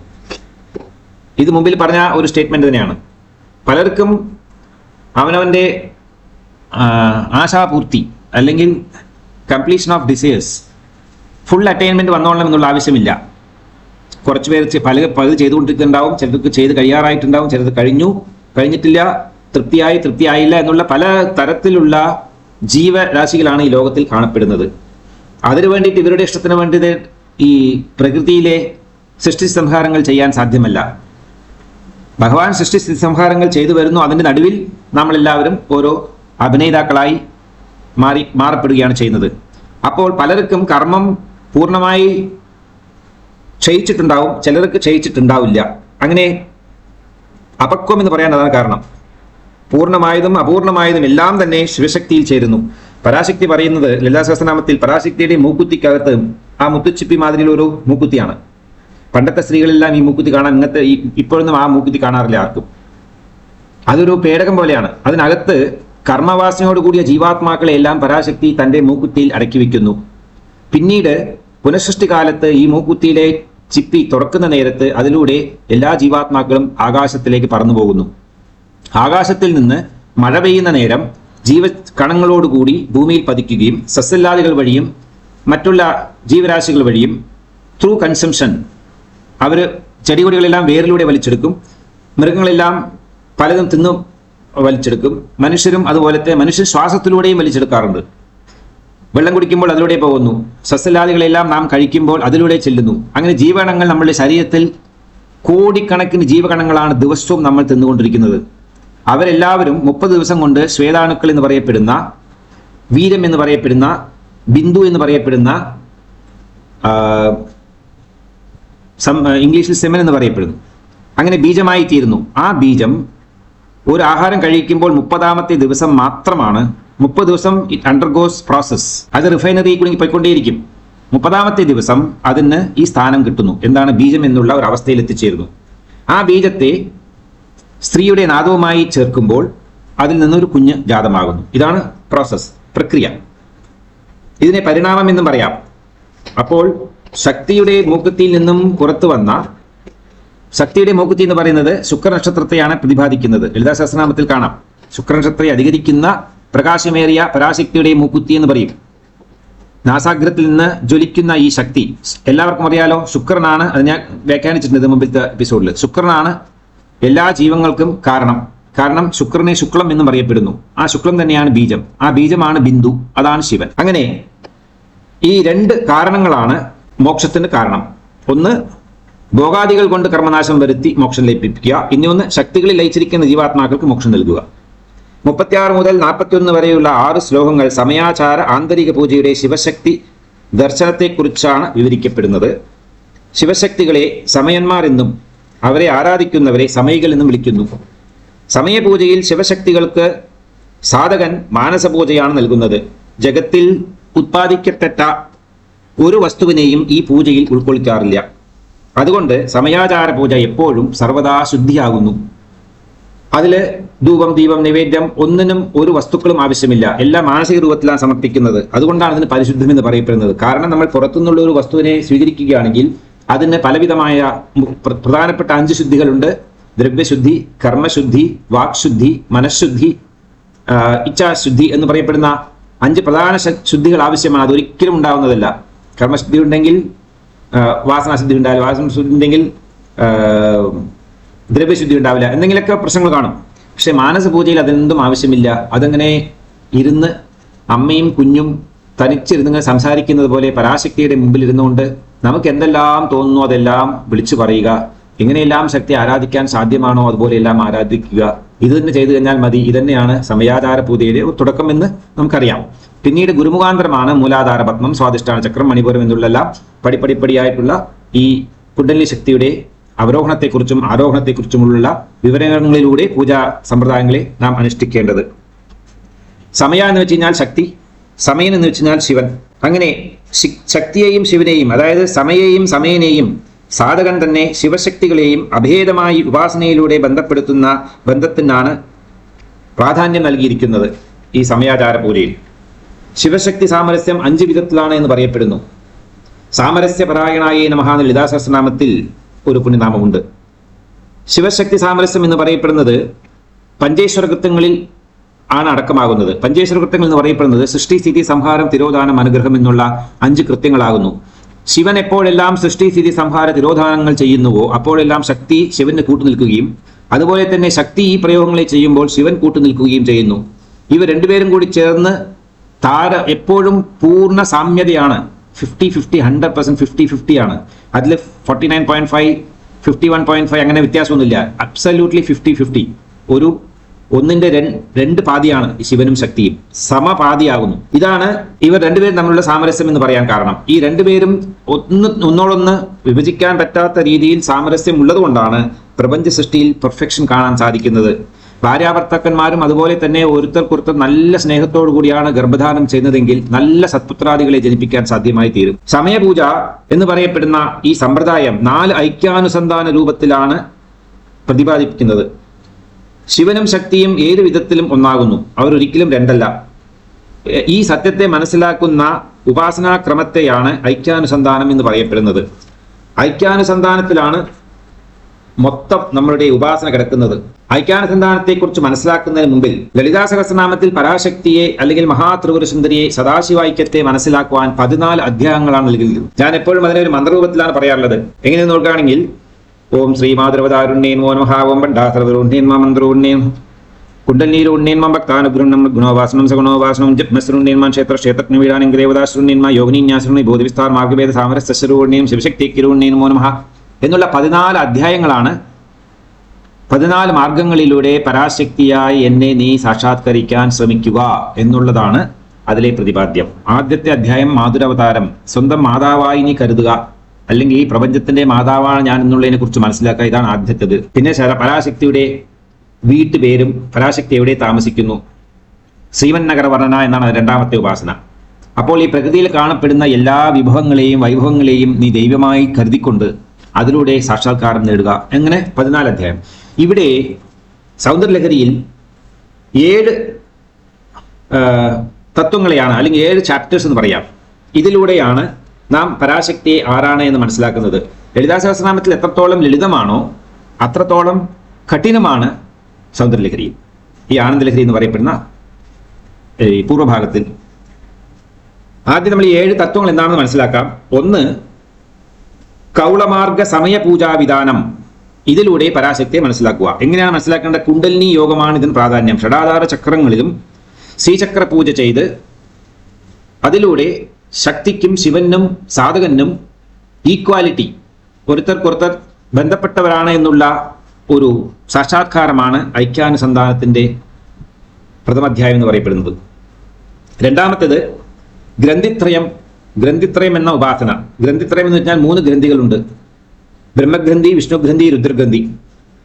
ഈ 3 ഗ്രന്ഥികളെയും ഭേദിച്ചു കടന്നാൽ മാത്രമേ ശിവദ്വാര എന്ന് പറയപ്പെടുന്ന സദാശിവൻ വസിക്കുന്ന ചിച്ചന്ദ്ര മണ്ഡലത്തിലേക്ക് കുണ്ടലിനി ശക്തി അല്ലെങ്കിൽ ജീവാത്മാവിന് പ്രവേശിക്കാൻ സാധ്യമാവുകയുള്ളൂ. അവിടെ ചെന്ന് കഴിഞ്ഞാൽ മാത്രമാണ് മോക്ഷം ലഭിക്കുക. അതുവരയ്ക്കും മുക്തി മാത്രമാണ് ലഭിക്കുന്നത്. മുക്തി 4 വിധത്തിലാണ്: സാലോക്യം, സാമീപ്യം, സാരൂപ്യം, സായുജ്യം. കൈവല്യം എന്ന് പറയപ്പെടുന്നതാണ് മോക്ഷം. ഇത് ശിവനിൽ നാം ശിവനായി കഴിഞ്ഞാൽ മാത്രം ലഭിക്കുന്ന ഒരു സ്ഥിതിയാകുന്നു. ഇതുവരെ 4 മുക്തികൾക്കും സ്വാതന്ത്ര്യം ലിമിറ്റഡ് സ്വാതന്ത്ര്യമേ ഉള്ളൂ. പക്ഷേ പരമസ്വാതന്ത്ര്യം ലഭിക്കുന്നത് മോക്ഷം ലഭിക്കുന്നത് കൊണ്ട് മാത്രമാണ്. സ്വാതന്ത്ര്യം, അതായത് മോക്ഷം ലഭിക്കുന്നവരിക്കും ജീവാത്മാക്കൾക്ക് ഒരിക്കലും സ്വാതന്ത്ര്യമില്ല. അവർ എപ്പോഴും സർവാനുല്ലംഘ ശാസന ആജ്ഞയ്ക്കനുസരിച്ച് ജനിച്ചും മരിച്ചും ജീവിച്ചിരിക്കേണ്ടതാകുന്നു. മൂന്നാമത്തെ ഉപാസനാ മാർഗം ഐക്യാനുസന്ധാനം അല്ലെങ്കിൽ അനുസന്ധാനം എന്ന് പറയപ്പെടുന്നു. ഐക്യാനുസന്ധാനം എന്ന് പറയുന്നത് ബിഗ് ഫയൽ. ആ ഫയലിനകത്തുള്ള ഓരോ ചാപ്റ്റേഴ്സ് ആണ് അനുസന്ധാനം. ഈ അഗ്നി വളർത്തുന്ന അഗ്നിക്കട്ട കടഞ്ഞ് ഉത്പാദനം ചെയ്യുന്ന അഗ്നിസന്ധാനം എന്ന് പറയപ്പെടുന്നു. ഉത്പാദിപ്പിക്കപ്പെടുക, അഗ്നിയെ ജനിപ്പിക്കുക, അല്ലെങ്കിൽ ഉള്ള അഗ്നിയെ തന്നെ പുറത്ത് വേറെ രൂപത്തിൽ എടുത്തു കാണിക്കുക, അതാണ് അതിൻ്റെ അർത്ഥം. അതുകൊണ്ട് ഈ ഐക്യാനുസന്ധാനം അല്ലെങ്കിൽ അനുസന്ധാനം 4 വിധത്തിലാകുന്നു. അതിനെക്കുറിച്ച് ഡീറ്റെയിൽ പിടിക്കാം. പക്ഷെ ഇതൊരു ചാപ്റ്ററാണ്. ഇതിലൂടെയും പരാശക്തിയെ സാക്ഷാത്കരിക്കാൻ സാധ്യമാണ്. നാലാമത്തെ പറയുന്നത് നാദം, ബിന്ദു, കല എന്നുള്ളവയെ ഐക്യാനുസന്ധാനം ചെയ്യുക. നാദം 4 വിധത്തിലാകുന്നു. പരാപശന്തി, മധ്യമ, വൈഖരി. ബിന്ദു എന്ന് പറയപ്പെടുന്നത് 50 വിധത്തിലാണ്. 10 + 40 50. അതായത് ഷഡാധാര ചക്രങ്ങളും ചിച്ഛന്ദ്രമണ്ഡലവും 50 വർണ്ണ അക്ഷരങ്ങളും തമ്മിലുള്ള വിധാനത്തെ നാദം, ബിന്ദു, കല എന്ന് പറയപ്പെടുന്നു. നാദം എന്ന് വെച്ച് കഴിഞ്ഞാൽ സ്ത്രീ അല്ലെങ്കിൽ ശക്തി. ബിന്ദു എന്ന് വെച്ച് കഴിഞ്ഞാൽ ശിവം അല്ലെങ്കിൽ പുരുഷൻ. കല എന്ന് വെച്ച് കഴിഞ്ഞാൽ അവർ തമ്മിൽ ഉണ്ടാകുന്ന ആത്മബന്ധം. അതിന് ജീവാത്മാവ്, പരമാത്മാവ്, അന്തരാത്മാവ്, ഇങ്ങനെ പലവിധമായ ആത്മാക്കളുടെ വടിവത്തിൽ അതിനെക്കുറിച്ച് സംസാരിക്കാൻ സാധ്യമാകും. അടുത്തത് കലകൾ എന്ന് പറയപ്പെടുന്നത് 360 കലകളാണ് ഉള്ളത്. കലാനാദ ഐക്യം, കലയെയും നാദത്തെയും ഐക്യം ചെയ്യുക എന്നുള്ളതാണ് ഇതിന്റെ അർത്ഥം. കലാനാദ ഐക്യം, അതായത് ജീവൻ ശക്തിയിൽ ഒടുങ്ങുകയും ശക്തി ശിവനിൽ ഒടുങ്ങുകയും അങ്ങനെ എല്ലാം പൂർണ്ണമായി തീരുകയും ചെയ്യുന്ന പ്രക്രിയയാകുന്നു, അല്ലെങ്കിൽ ഉപാസനാ രൂപത്തെയാണ് ഇവിടെ. ഇതിലൂടെയും ശിവശക്തിയെ നാം മനസ്സിലാക്കാൻ സാധ്യമാണ് എന്ന് പറയപ്പെടുന്നു. 5ാമത്തെ മാർഗം അവസ്ഥാപഞ്ചകം എന്ന് പറയപ്പെടുന്നു. ഈ അവസ്ഥാപഞ്ചകം എന്ന് വെച്ച് കഴിഞ്ഞാൽ ജാഗ്രതാവസ്ഥ, സ്വപ്നാവസ്ഥ, സുഷുപ്താവസ്ഥ, തുര്യാവസ്ഥ, തുര്യാതീതാവസ്ഥ എന്നുള്ള 5 അവസ്ഥകളാണ്. 4 അവസ്ഥകൾ വരെ, 3 അവസ്ഥകളെ നമുക്ക് മനസ്സിലാക്കാൻ സാധ്യമാകുള്ളൂ. 4ാമത്തെ അവസ്ഥ അപൂർവം. അതിലും അപൂർവമാകുന്നു തുര്യാതീതാവസ്ഥ. ഈ അവസ്ഥാ മാർഗങ്ങളിലൂടെയും പരാശക്തിയെ നാം മനസ്സിലാക്കാൻ സാധ്യമാണ്. 6ാമത്തേതാണ് ശ്രീചക്ര ഐക്യ സന്ധാന രഹസ്യം. ശ്രീചക്ര ഐക്യ സന്ധാന രഹസ്യം. ചക്രങ്ങളുടെ രാജമാകുന്നു ശ്രീചക്രം. നമ്മളുടെ ശരീരം ഒരു ശ്രീചക്രമാണ്. ഈ പ്രപഞ്ചം ശ്രീചക്രമാകുന്നു. ബ്രഹ്മാണ്ടങ്ങൾ ശ്രീചക്രമാകുന്നു. ഭുവനങ്ങൾ ശ്രീചക്രമാകുന്നു. സർവം ചക്ര സ്വരൂപമാകുന്നു. കറങ്ങിക്കൊണ്ടിരിക്കുന്ന, ചലിക്കുന്ന എല്ലാം ചക്രമാണ്. അതുകൊണ്ടാണ് ചക്രം എന്നുള്ള പേര് വന്നത്. ഈ ചക്രങ്ങളിലെ പ്രാധാന്യം എന്ന് വെച്ചാൽ എന്ത് നോക്കുകയാണെങ്കിൽ എല്ലാം ത്രികോണമാണ്. എല്ലാം ത്രികോണമാണ്. ത്രികോണാന്തര ദീപികായേ നമഃ എന്നാണ് പറയുന്നത്. ത്രികോണത്തിനകത്ത് ദീപസ്വരൂപമായി പരാശക്തിയുടെ അനുഗ്രഹം ലഭിക്കുന്നത് കൊണ്ട് മാത്രമാണ് ആ ചക്രം ആക്ടിവേറ്റ് ആകുന്നത്. നമുക്ക് ശരീരം ഉണ്ടായത് കൊണ്ട് മാത്രം കാര്യമല്ല, ജീവനുണ്ടെങ്കിൽ മാത്രമേ ഈ ശരീരം ചലിക്കുകയുള്ളൂ. 6ാമത്തെ മാർഗം ശ്രീവിദ്യാ ഉപാസന. ശ്രീവിദ്യാ ഉപാസന എന്ന് പറയുന്നത് ഉപാസനകളിലെ എല്ലാത്തിൻ്റെയും സീനിയർ മോസ്റ്റ് ഉപാസനയാകുന്നു ശ്രീവിദ്യാ ഉപാസന. ആത്മവിദ്യ, മഹാവിദ്യ, ശ്രീവിദ്യ, കാമസേവിതായേ നമഃ എന്ന ലളിതാ സഹസ്രനാമത്തിൽ വ്യാഖ്യാനമുണ്ട്. അങ്ങനെ മൂലാധാരം മുതൽ ഇങ്ങനെ 7 മാർഗത്തിൽ പരാശക്തിയെ സാക്ഷാത്കരിക്കാനുള്ള മാർഗ ഉപദേശങ്ങളെയാണ് ഇവിടെ ഈ ആനന്ദലഹരിയിൽ ആദിശങ്കർ ഭഗവത്പാദർ പ്രതിപാദിക്കുന്നത്. മൂലാധാരം മുതൽ സഹസ്രതല കമലം വരെയുള്ള കുണ്ടലിനി ശക്തിയുടെ പ്രയാണമാകുന്നു ഈ ഉപാസനയുടെ പ്രതിപാദ്യം മുഴുവൻ. പരാശക്തി എങ്ങനെയാണ് ഈ ആധാര ചക്രങ്ങളിലൂടെ, അതായത് കുണ്ടലിനി എന്ന പേരിലാണ് അറിയപ്പെടുന്നത് ഇവിടെ പരാശക്തിയെ. ആ പരാശക്തി എങ്ങനെയാണ് ഈ ആധാര ചക്രങ്ങളിലൂടെ സഞ്ചരിക്കുന്നത്? അപ്പോൾ ആരാരുമായി കൂട്ടുകൂടി, അല്ലെങ്കിൽ എന്തെല്ലാം ഭാവങ്ങളിൽ, നവരസങ്ങളിൽ പറഞ്ഞിരിക്കുന്ന ഏതെല്ലാം ഭാവങ്ങളിൽ എന്നുള്ളതിനെ കുറിച്ചെല്ലാം ഐക്യാനുസന്ധാനം സംഭവിക്കുന്നതെങ്ങനെ എന്നുള്ള തത്വത്തെയാണ് ആദ്യം നാം മനസ്സിലാക്കേണ്ടത്. അപ്പോൾ പത്മാസനത്തിൽ ഇരുന്നു കൊണ്ട് വായുവിനെ ഊർദ്ധമുഖമാക്കി അമർത്തിപ്പിടിക്കുമ്പോൾ ആ വായു തട്ടി 3.5 ചുറ്റിൽ ആകൃതിയിൽ ഉറങ്ങിക്കൊണ്ടിരിക്കുന്ന കുണ്ടലിനി ശക്തി എണീറ്റ് മൂലാധാരം, സ്വാധിഷ്ഠാനം, മണിപൂരം, അനാഹത, വിശുദ്ധി അതുവരെ സഞ്ചരിക്കുന്നു. അതിനുശേഷം വളരെ പ്രയാസപ്പെട്ട് ആജ്ഞാചക്രത്തിൽ എത്തുന്നു. ആജ്ഞാചക്രത്തിൽ എത്തിക്കഴിഞ്ഞാൽ പിന്നെ അത് തടില്ലതാ സമൃദ്ധി ഷഡ്ചക്രോ പരിസംസ്ഥിതായേ നമഃ ലളിതാ സഹസ്രനാമത്തിൽ വ്യാഖ്യാനിക്കുന്നത് പോലെ ഇടിമിന്നലിന്റെ വേഗത്തിൽ ശിവദ്വാരയിലേക്ക് ചെല്ലുന്നു. ഇതാണ് കുണ്ടലിനി ശക്തിയുടെ അഭ്യാസ രീതിയെക്കുറിച്ചുള്ള മഹാത്മ്യം മനസ്സിലാക്കുന്നത്. അങ്ങനെ മൂലാധാരത്തിൽ 4 ദളങ്ങളിലായി 4 അക്ഷരങ്ങളിലൂടെ കൂട്ടിയിണയ്ക്കുക. സാധകന്റെ ശരീരം തന്നെ ശ്രീചക്രമാകുന്നു എന്നുള്ളതിനെ ആദ്യം മനസ്സിലാക്കണം. ബാഹ്യചക്രം ശരീരവും അന്തരചക്രം മൂലാധാരവുമാകുന്നു എന്നാണ് സാക്ഷാത്കരിക്കപ്പെടുന്നത്. സാക്ഷാത്കരിക്കപ്പെട്ടതായ മഹാത്മാക്കളുടെ ഉപദേശമനുസരിച്ചാണ് പ്രത്യേകിച്ച് ആദിശങ്കര ഭഗവത്പാദർ നമുക്ക് ഉപദേശിക്കുന്നത്. അതിനുശേഷം ഈ മൂലാധാരത്തിന് ശേഷം സ്വാധിഷ്ഠാന ചക്രത്തിൽ 6 ദളങ്ങളിലായി 6 അക്ഷരങ്ങളിലൂടെ ശ്രീചക്രത്തിന്റെ അഷ്ടദളങ്ങളോടുകൂടി ഐക്യാനുസന്ധാനം ചെയ്യുന്നു. അവിടെ നിന്നും പിന്നീട് മണിപൂരക ചക്രത്തെ ദശദളങ്ങളോടുകൂടിയ 10 അക്ഷരങ്ങളിലൂടെ ശ്രീചക്രത്തിന്റെ ദശകോണങ്ങളുമായി ഐക്യാനുസന്ധാനം ചെയ്യുന്നു ഈ കുണ്ടലിനി. അവിടെ നിന്നും ഉയർന്ന് അനാഗതത്തിൽ 12 ദളങ്ങൾ വഴി 12 അക്ഷരങ്ങളോടുകൂടി ശ്രീചക്രത്തിന്റെ 12 കോണങ്ങളുമായി ഐക്യാനുസന്ധാനം ചെയ്യുന്നു. ശ്രീചക്രത്തിൽ 43 കോണങ്ങളാണ് ഉള്ളത്. ആ ഓരോ കോണങ്ങൾക്കും covering, outer covering, inner covering എന്നുള്ളതെല്ലാം ഉണ്ട്. അതെല്ലാം നമ്മൾ ആദ്യം പഠിച്ചു കഴിഞ്ഞു. അനാഗത ചക്രത്തിൽ നിന്നും വിശുദ്ധി ചക്രത്തിലേക്ക് ഉയർന്ന് 16 ദളങ്ങൾ വഴി 16 അക്ഷരങ്ങളിലൂടെ ശ്രീചക്രത്തിലെ 16 കോണങ്ങളുമായി ചതുർദശകണ്ണികയുമായി ഐക്യാനുസന്ധാനം ചെയ്യുന്നു. ഒടുവിൽ ആജ്ഞാചക്രത്തിലെത്തി ഹ ഷ ഹംസാവതി ക്ഷമാവതി എന്ന പേരിൽ അറിയപ്പെടുന്ന ദൈവീക ശക്തികൾ ഈ 2 അക്ഷരങ്ങൾ, ഈ 2 ദളങ്ങൾ വഴി 2 അക്ഷരങ്ങൾ വഴി ഐക്യാനുസന്ധാനം ചെയ്യുന്നു. ഇതാണ് മൂലാധാരത്തിൽ നിന്നും ആജ്ഞാചക്രം വരയ്ക്കും ഉള്ള പ്രയാണത്തിലൂടെ ഐക്യാനുസന്ധാനം ചെയ്ത് സാധകൻ ശിവനും ശക്തിയും താനും ഒന്നാണ് എന്നുള്ള ഭാവന മനസ്സിലാക്കി തീർക്കുന്നത്. ആജ്ഞാചക്രത്തിന്റെ പ്രാധാന്യം നമ്മൾ മനസ്സിലാക്കണം. 2 ദളങ്ങളും 2 അക്ഷരങ്ങളുമാണ് ഈ ആജ്ഞാചക്രത്തിനുള്ളത്. ഒരു വശത്ത് അഷ്ടദള സ്വരൂപവും മറ്റൊരു വശത്ത് ഷോഡശദള സ്വരൂപമാകുന്നു ഇതിനുള്ളത്. ഒരു നാണയത്തിന്റെ ഇരുപുറം പോലെ ആജ്ഞാചക്രത്തിന്റെ മൂലാധാരം സ്വാധിഷ്ഠാന ചക്രങ്ങളുമായി പ്രത്യേക ബന്ധമുണ്ട്. അതുകൊണ്ട് ആജ്ഞാചക്രം മൂലാധാരം സ്വാധിഷ്ഠാന ചക്രങ്ങളെ പ്രതിനിധാനം ചെയ്യുന്നു എന്നും നാം മനസ്സിലാക്കാം. ആജ്ഞാചക്രത്തിൽ തൊടുമ്പോൾ സ്വാധിഷ്ഠാന മൂലാധാര ചക്രം ആക്ടിവേറ്റ് ആകുന്നു. ആജ്ഞാചക്രം അതിന് അധികം പ്രാധാന്യം ലഭിക്കാനുള്ള കാരണം എല്ലാ ചക്രങ്ങളിലും ഏതെല്ലാം കോണങ്ങളും ഭൂപരങ്ങളും അഷ്ടധങ്ങളും ആകൃതികളും എല്ലാം ഉണ്ടോ എല്ലാം ഇതിനകത്ത് ഉൾക്കൊള്ളപ്പെടുന്നു. എല്ലാ ചക്രങ്ങളെയും, എല്ലാ ത്രികോണങ്ങളെയും, ആകൃതികളെയും, സ്വരങ്ങളെയും, വർണ്ണങ്ങളെയും ആജ്ഞാചക്രത്തിൽ ഐക്യാനുസന്ധാനം ചെയ്ത് ദർശിക്കേണ്ടതാകുന്നു എന്നാണ് ഭഗവത്പാദർ പറയുന്നത്. അതുകൊണ്ട് സമയപൂജാ വിധാനം വിധിക്കുന്നത് ആജ്ഞാചക്രത്തിൽ എല്ലാവിധമായ ഉപചാരങ്ങളും ആജ്ഞാചക്രത്തിന് കൊടുക്കാം, അല്ലെങ്കിൽ അവിടെ ചെയ്യാം എന്നുള്ള ഒരു സിദ്ധാന്തം നാം മനസ്സിലാക്കേണ്ടതായിട്ടുണ്ട്. ഷടാധാരങ്ങളിൽ മൂലാധാരം മുതൽ വിശുദ്ധി വരെയുള്ള പൂജയെ ശക്തി ചക്രൈക്യം എന്ന് പറയപ്പെടുന്നു. ആജ്ഞാചക്രത്തെ ശിവചക്രൈക്യം എന്ന് സാക്ഷാത്കരിക്കേണ്ടതാണ്. അതായത് മൂലാധാരം മുതൽ വിശുദ്ധി ചക്രം വരെയുള്ള ഈ എല്ലാ 5 ചക്രങ്ങളും ശക്തി ചക്രങ്ങളാകുന്നു. 6ാമത്തേതായ ആജ്ഞാചക്രം മാത്രം ശിവചക്രമാകുന്നു. അപ്പോൾ ശക്തിചക്രവും ശിവചക്രവും ഒന്നു ചേർന്ന് കഴിയുമ്പോൾ ശിവശക്തി ഐക്യമായ ചക്രം സദാശിവത്തിന്റെ ചിച്ഛന്ദ്രമണ്ഡലം 7ാമത്തെ ചക്രം എന്ന പേരിൽ അറിയപ്പെടുന്നു. അതിന് മുകളിൽ ചക്രമുണ്ട്. പക്ഷെ അതിനെക്കുറിച്ചൊന്നും മനുഷ്യന്മാർക്ക് അറിയാനുള്ള അനുവാദവുമില്ല, സാധ്യവുമല്ല. അതെല്ലാം ദേവഋഷികൾക്കും വലിയ വലിയ വലിയ വലിയ ആളുകൾക്ക് മനസ്സിലാക്കേണ്ടതായിട്ടുള്ള സിദ്ധാന്തങ്ങളാണ്. നമുക്ക് ഇതന്നെ വലിയ കാര്യമാണ്. അടുത്തതായി നമ്മൾ മനസ്സിലാക്കുന്നത് ഗ്രന്ഥിത്രയത്തെക്കുറിച്ചാണ്. ഈ ഗ്രന്ഥിത്രയം, ഈ മാർഗം തന്നെ ശിവശക്തി ഐക്യ തത്വത്തെ പ്രതിപാദിക്കുന്നു. സ്വാധിഷ്ഠാനത്തിന് മുകളിൽ രുദ്രഗ്രന്ഥിയും അനാഹത ചക്രത്തിന് മുകളിൽ വിഷ്ണുഗ്രന്ഥിയും സ്ഥിതി ചെയ്യുന്നു. ആജ്ഞായ്ക്ക് മുകളിൽ ബ്രഹ്മഗ്രന്ഥിയും.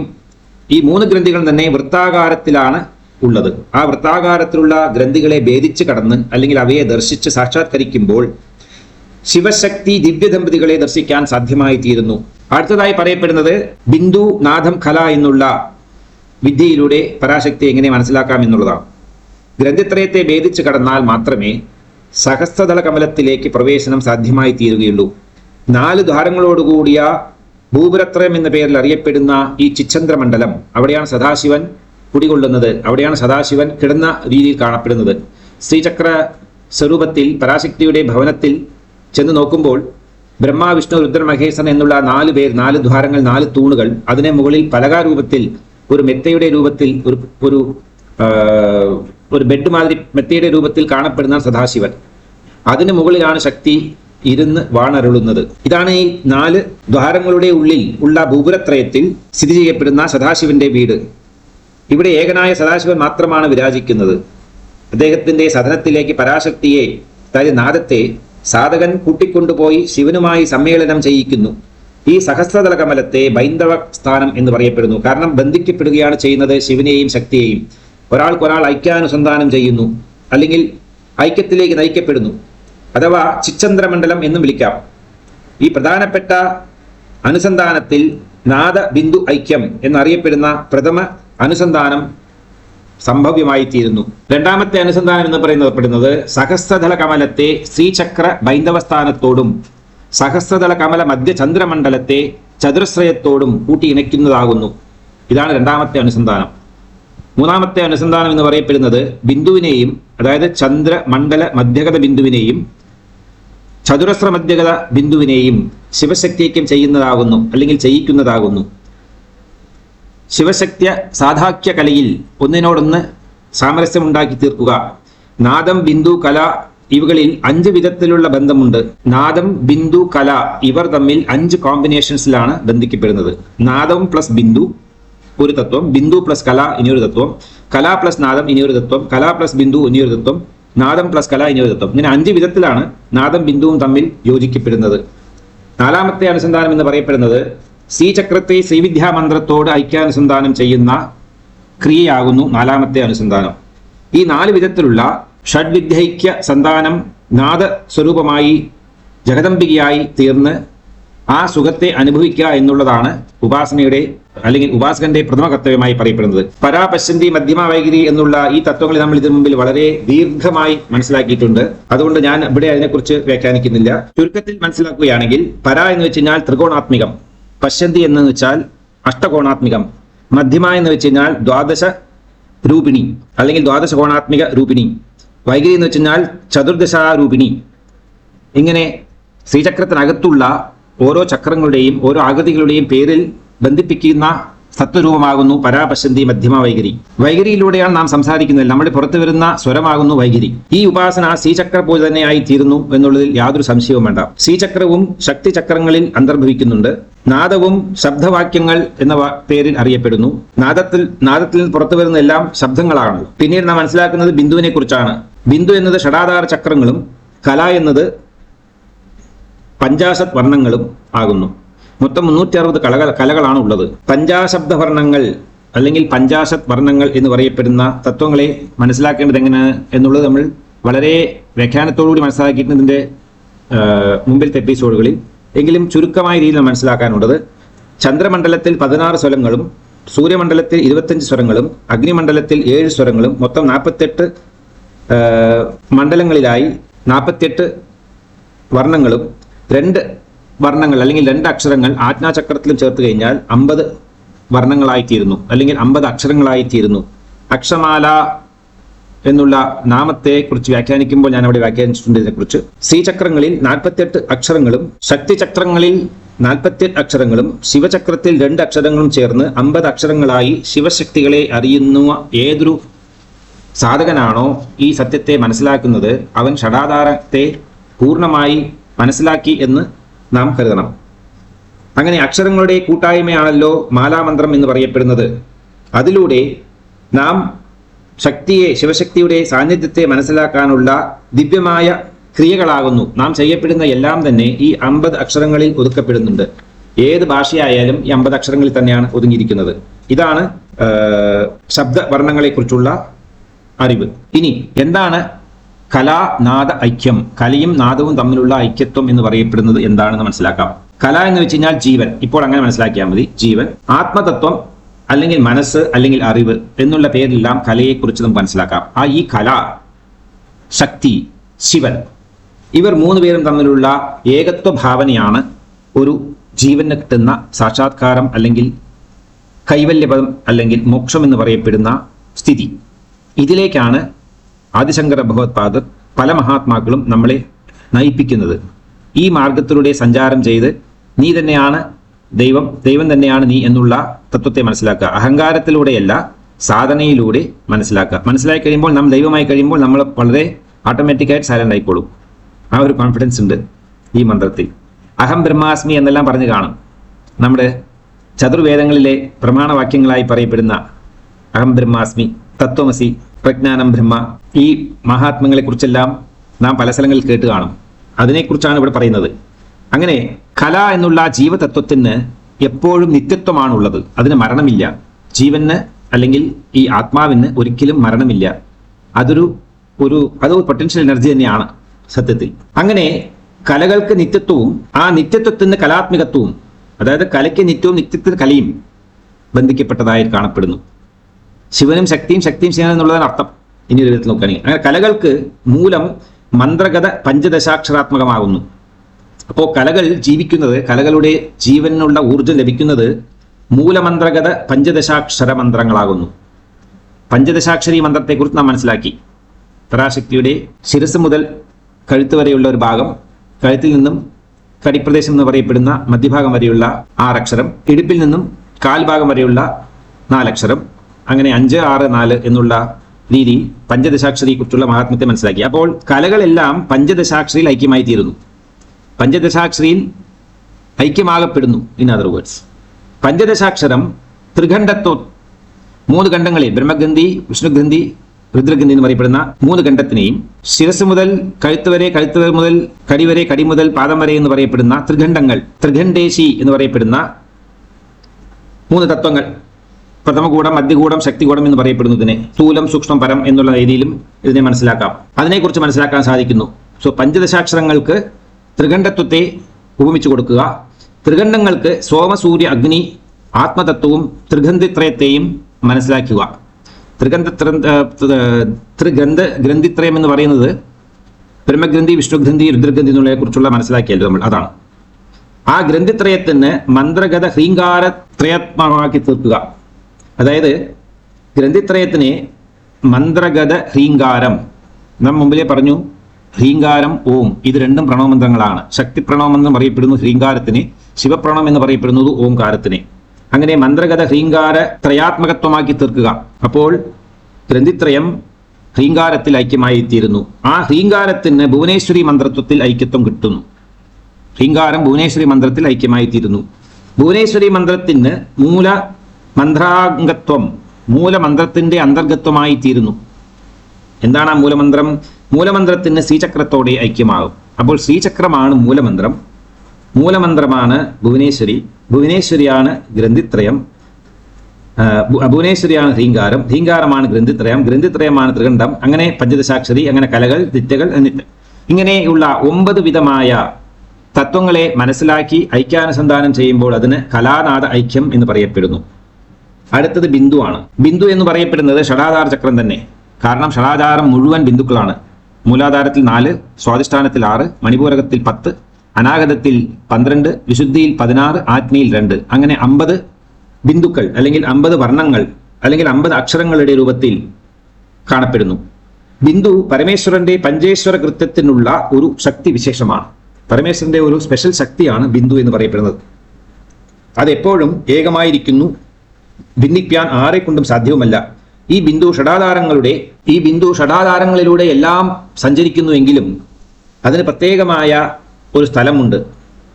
ആ സ്ഥലം, അതിൻ്റെ അടിസ്ഥാന സ്ഥലം എന്ന് പറയപ്പെടുന്നത് സഹസ്രലകമത്തിൽ ചതുരദ്വാര മധ്യത്തിൽ ചന്ദ്രമണ്ഡല മധ്യത്തിൽ സ്ഥിതി ചെയ്യുന്നു. ചിച്ചന്ദ്രമണ്ഡലം എന്ന് പറയപ്പെടുന്നത് സഹസ്രാര പത്മത്തിനകത്തുള്ള അതിരഹസ്യമായിരിക്കുന്ന ഒരു ദ്വാരമാകും. അതിനകത്താണ് ഇരിക്കുന്നത്. ഇന്നത്തെ മോഡേൺ സയൻസ് കണ്ടുപിടിച്ചിരിക്കുന്നത് പാരാസെറിബെല്ലം എന്ന് പറയപ്പെടുന്ന ഒരു ശക്തിയാണ്. ഒരു മനുഷ്യന്റെ സൂപ്പർ നാച്ചുറൽ പവർ അല്ലെങ്കിൽ അവന്റെ ആധ്യാത്മിക ശക്തിയെക്കുറിച്ച് പ്രശംസിക്കുന്നതും പഠിക്കുന്നതും ക്വാണ്ടം ഫിസിക്സ് എന്നുള്ള ഒരു അധ്യായത്തിലൂടെ ഇതിനെ മനസ്സിലാക്കാൻ സാധ്യമാണ്. ശ്രീചക്രത്തിൽ ഏറ്റവും അന്തർഭാഗത്തിൽ 9 പ്രധാനപ്പെട്ട ത്രികോണ ചക്രങ്ങളാണ് ഉള്ളത്, ഔട്ട് ഓഫ് 43.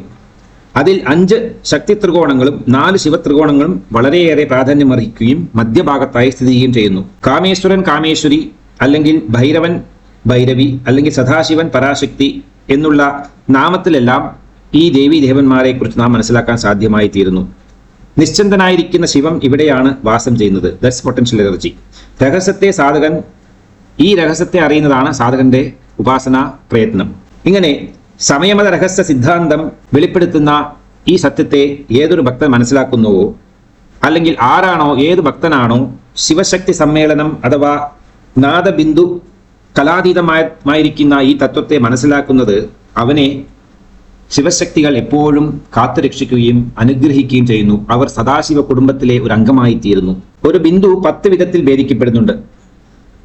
അതായത് ജഗത് നിർമ്മാണം, ജഗത് സംഹാരം, ഇത് 2 കാര്യങ്ങൾ. പിന്നെയുള്ളത് ജഗത്തെ പോറ്റുക അല്ലെങ്കിൽ ജഗസ്ഥിതി. ഇപ്പോൾ സൃഷ്ടി, സ്ഥിതി, സംഹാരം എന്നുള്ള 3 തത്വങ്ങളെയാണ് ഈ ബിന്ദുക്കളെ കൊണ്ട് അടുത്തത് നാം മനസ്സിലാക്കാൻ പോകുന്നത്. ജഗത് നിർമ്മാണത്തിനുള്ള പ്രകൃതാത്മങ്ങളായ മൂലാധാരത്തിൽ വസിക്കുന്ന ബുദ്ധി, മനസ്സ്, ചിത്തം, അഹങ്കാരം എന്ന ചതുർബിന്ദുവാത്മാക്കളും മൂലാധാരത്തിലെ 4 പത്മങ്ങളിൽ ചതുർധരങ്ങളിൽ എന്താണെല്ലാമാണ് ഉള്ളത്? മനസ്സ്, ബുദ്ധി, ചിത്തം, അഹങ്കാരം. ഇവ 4ആണ് സൃഷ്ടിയെ ഉണ്ടാക്കി തീർക്കുന്നത്. ദൈവങ്ങൾ പ്രപഞ്ചത്തെ സൃഷ്ടിക്കുന്നത് പോലെ മനുഷ്യനും മനുഷ്യജാതികളെ സൃഷ്ടിക്കുന്നത് ഈ 4 തത്വങ്ങളെ ബേസ് ചെയ്തുകൊണ്ടാണ്. മനസ്സ്, ബുദ്ധി, ചിത്തം, അഹങ്കാരം.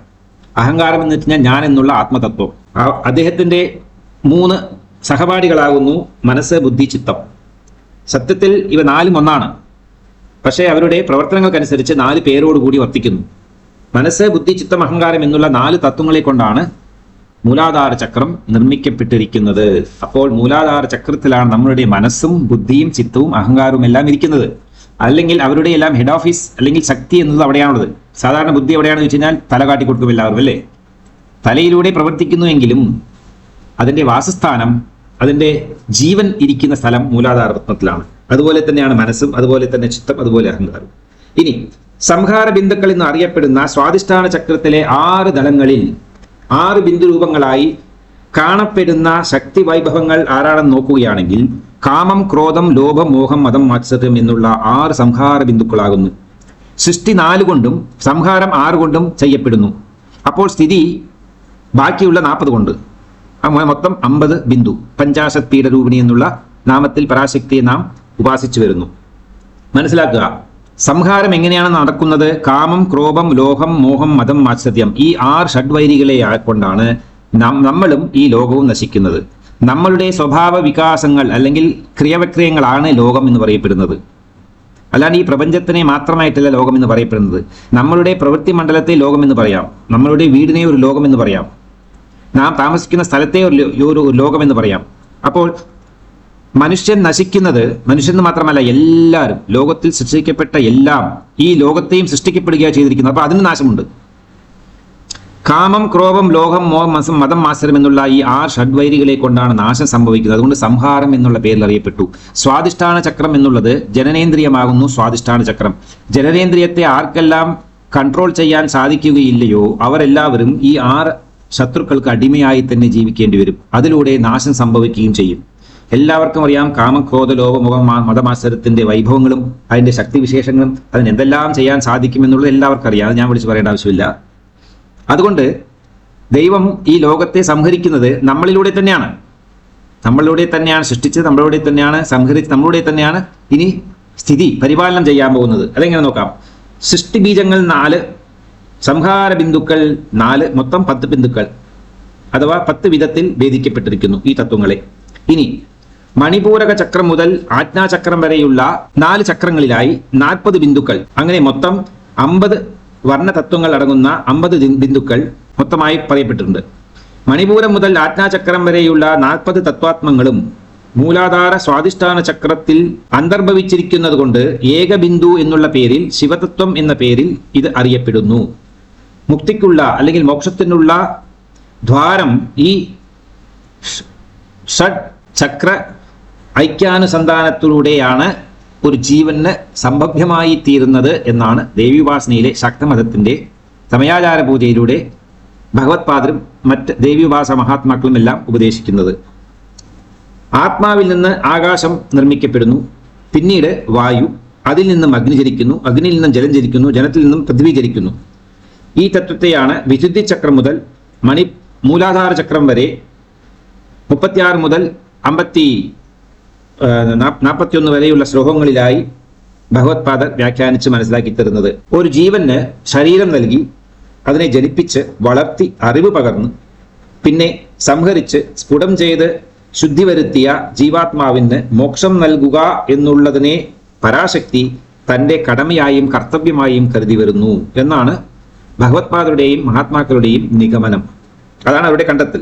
അങ്ങനെയുള്ള ആ പരദേവതയെ കൗളമാർഗം, സമയമാർഗം വഴി ആരാധിച്ച് അറിഞ്ഞ് ഉപാസിക്കുന്ന ഭക്തശിരോമണിയെ പരാശക്തി തൻ്റെ സ്വന്തം മകനായി അല്ലെങ്കിൽ മകളായി സംരക്ഷിച്ചു വരുന്നു. അവരാണ് സദാശിവത്തിലെ കുടുംബമായി തീരുന്നത്. സദാശിവ കുടുംബിന്യേ നമഃ ലളിതാ സഹസ്രനാമത്തിൽ വ്യാഖ്യാനമുണ്ട്. ശിവനും ശക്തിയും അവരുടെ കുടുംബത്തിൽ നമ്മളുടെ അറിവിൽ ഗണപതി, സുബ്രഹ്മണ്യൻ അല്ലെങ്കിൽ അയ്യപ്പൻ, ഇവർ 3 പേരാണ് മൊത്ത കുടുംബാംഗങ്ങളായി കാണപ്പെടുന്നത്. പക്ഷെ അങ്ങനെയല്ല. മഹാന്മാരായിരിക്കുന്ന എല്ലാ ഭക്തശിരോമണികളും അവരുടെ കുടുംബത്തിലെ അംഗങ്ങളാകും. ആ അംഗത്വം കിട്ടുക എന്ന് പറയുന്നത് ഏറ്റവും വലിയ ലോകത്തെ ഏറ്റവും വലിയൊരു ക്ലബിൽ മെമ്പർഷിപ്പ് കിട്ടുന്ന പോലെയാണ്. പക്ഷേ ഇത് ആധ്യാത്മികമാണെന്ന് മാത്രം. അങ്ങനെ ഈ ബ്രഹ്മാണ്ടം മുഴുവൻ പരാശക്തി സ്വരൂപമായി തന്നെ പരിണമിച്ചിരിക്കുന്നു. ശ്രീചക്രം ശിവശക്ത്യാത്മകവും ശിവശക്തി സ്വരൂപവും ശിവശക്തിയ വാസനാമന്ദിരവുമാകുന്നു. അതുപോലെ ഈ പ്രപഞ്ചം ശിവശക്ത്യാത്മകവും ശിവശക്തി പരിണാമവും ശിവശക്തി വാസമന്ദിരവും ശ്രീചക്രാത്മകവുമായി തീർന്നിരിക്കുന്നു. ഇത് മനസ്സിലാക്കി ശ്രീചക്രത്തോട് ഐക്യാനുസന്ധാനം ചെയ്യുന്ന സമയപൂജ അവർണ്ണീയമായി തന്നെ ഇരിക്കുന്നു. എങ്കിലും നമുക്ക് കിട്ടിയിരിക്കുന്ന അറിവനുസരിച്ച് കുറച്ച് അതിനെക്കുറിച്ചുള്ള മനസ്സിലാക്കാനുള്ള മാർഗങ്ങൾ പ്രചരിപ്പിക്കുകയാണ് എന്ന് മാത്രമേ പറയാനൊക്കുള്ളൂ. ഇതാണ് ഫൈനൽ എന്ന് പറയാൻ ആർക്കും സാധ്യമല്ല. ഹിന്ദുമതത്തിലെ സനാതനധർമ്മത്തിലെ മഹർഷിമാരുടെ ഏറ്റവും വലിയ ഒരു സത്സ്വഭാവം എന്ന് പറയപ്പെടുന്നത്, അവർ പറയുന്നത് ഇതല്ല ഫൈനൽ, ഞങ്ങൾ പറയുന്നതൊന്നും ഫൈനൽ അല്ല, ഞങ്ങളുടെ തപശക്തിയിലൂടെയും ഞങ്ങളുടെ സാധനയിലൂടെയും ഞങ്ങൾ മനസ്സിലായിരിക്കുന്ന സത്യത്തെ ഞങ്ങൾ നിങ്ങൾക്ക് എടുത്ത് തന്നിരിക്കുകയാണ്, മനസ്സിലാക്കി തന്നിരിക്കുകയാണ്. ഉപദേശക്രമത്തിൽ ഉപനിഷത്തിന്റെ പേരിലും വേദാന്തം എന്നുള്ള പേരിലും പിന്നീട് ഈ പുരാണം ഇതിഹാസം എന്നുള്ള പേരിലും സംഹിത എന്നുള്ള പേരിലും പാട്ടുകളിലൂടെയും ഗാനത്തിലൂടെയും അഭിനയത്തിലൂടെയും പലവിധമായ രൂപങ്ങളിൽ പ്രപഞ്ചശക്തിയെ, ബ്രഹ്മാണ്ടത്തിന്റെ സത്യത്തെ ഞങ്ങൾ അറിഞ്ഞ രീതിയിൽ നിങ്ങൾക്ക് ഞാൻ മനസ്സിലാക്കി തന്നിരിക്കുകയാണ്. ഇനി നിങ്ങളുടെ പ്രയത്നത്തിലൂടെയും നിങ്ങൾ ഈ സത്യത്തെ സാക്ഷാത്കരിക്കാൻ ശ്രമിക്കുക എന്നുള്ള ഏറ്റവും വലിയ ഒരു ഓപ്പൺ ബുക്ക് അല്ലെങ്കിൽ ഒരു ഓപ്പൺ ക്ലൗഡാണിത്. അപ്പോൾ ഓരോ ജീവികൾക്കും അധികാരമുണ്ട് ഇതിനെക്കുറിച്ച് ഫർദർ പഠിച്ച് അവരുടെ നിഗമനത്തിലേക്ക് എത്തിച്ചേരുവാൻ. ഇത്രയും വലിയ ഒരു സ്വാതന്ത്ര്യം നൽകുന്ന ഈ സനാതനധർമ്മത്തിലെ മഹാത്മാക്കൾക്ക് എത്ര ലക്ഷം ജന്മം നമ്മൾ നമസ്കാരം ചെയ്തു കഴിഞ്ഞാലും നന്ദി പറഞ്ഞാലും അത് പറ്റാതെ വരും. അങ്ങനെ ഉത്തമനായ ദീക്ഷിതനായ ഗുരുവിന്റെ അനുഗ്രഹത്തോടും നിയന്ത്രണത്തിലും തുര്യാവസ്ഥയിൽ അനുഷ്ഠിക്കേണ്ട പൂജയാകുന്നു ഈ രഹസ്യ പൂജ. ജാഗ്ര, സ്വപ്ന, സുഷുപ്തി, തുര്യാതീത എന്ന 5 അവസ്ഥകളുണ്ടല്ലോ. അതിൽ സുഷുപ്തിയെ കടന്ന് പ്രപഞ്ചത്തെയും തന്നെയും മറന്ന് ചിച്ഛക്തിയെ മാത്രം അറിഞ്ഞുകൊണ്ടിരിക്കുന്ന അവസ്ഥയാണ് തുര്യം എന്ന് പറയപ്പെടുന്നത്. ഈ തുര്യയിൽ സാധകന്റെ മനസ്സ്, അതായത് മനത്തത്വം, ആജ്ഞാചക്രത്തിന്റെ ഉപരിഭാഗത്തിൽ സഞ്ചരിക്കുന്നു. ഈ സന്ദർഭത്തിൽ മനത്തത്വത്തിന് വേറെ ഒരു രൂപം ശക്തി നൽകുന്നു, വേറെ ഒരു ഭാവന ശക്തി ദേവി നൽകുന്നു. അത് രഹസ്യ സ്വരൂപമാണ്. എല്ലാ വൃത്തികളെയും അതിക്രമിച്ച് പോകുവാൻ ശക്തിയുള്ളതായി തീരുന്ന ഒരു മഹാശക്തിയാണ് ഈ ശക്തി. ഇതിന് ഉന്മനാവസ്ഥ എന്ന് പേര് പറയപ്പെടുന്നു. ഞാൻ പറഞ്ഞില്ലേ ഇതിന് മുമ്പിൽ, ഈ തുര്യാവസ്ഥ എന്ന് പറയപ്പെടുന്നത് നിർവികൽപ്പ സമാധിയോട് സമമായിട്ടുള്ളതാണ്. നിർവികൽപ്പ സമാധിയെ തന്നെയാണ് തുര്യാവസ്ഥ എന്ന് പറയപ്പെടുന്നത്. തുര്യാവസ്ഥയിൽ എത്തിയിരിക്കുന്ന ഒരു ഭക്തൻ അല്ലെങ്കിൽ ഒരു സാധകൻ പിന്നീട് ഒരിക്കലും തിരിച്ചു വന്ന് ഈ ഭുവനത്രയത്തിൽ ജീവിക്കണമെന്ന് ആഗ്രഹിക്കുന്നില്ല. സംസാരത്തിനോട് പൂർണ്ണമായി ഛേദിച്ച് സംസാര വലയിൽ നിന്നും രക്ഷപ്പെട്ട ഒരു ആത്മാവാകുന്നു തുര്യാവസ്ഥയിൽ എത്തിച്ചേരുന്നത്. തുര്യാവസ്ഥയിൽ എത്തിയ ശേഷം അവൻ ഒരിക്കലും ആ സാധകൻ തിരിച്ചു വരാൻ ആഗ്രഹിക്കുന്നില്ല. പക്ഷേ ദൈവം അങ്ങനെ വരുന്ന വ്യക്തികളോട് ദൈവം ഒരു റിക്വസ്റ്റ് ചെയ്യാറുണ്ട്, ഒരു പ്രാർത്ഥന ചെയ്യാറുണ്ട്. ദയവ് ചെയ്ത്, എല്ലാവരോടുമല്ല ചിലരോട് മാത്രം, ദയവ് ചെയ്ത് തിരിച്ചു പോകുക, നിങ്ങളുടെ കർമ്മം ഇതോടെ അവസാനിക്കുന്നില്ല, നിങ്ങൾക്ക് ഞാൻ ഒരു സ്പെഷ്യൽ ഡ്യൂട്ടി തരികയാണ്. ലളിതാ സഹസ്രനാമത്തിലെ സർവാനുല്ലിംഗ സഹസ്രനാ ശ്രീചക്ര രാജനിലയ ശ്രീമത് ത്രിപുരസുന്ദര്यै നമഃ.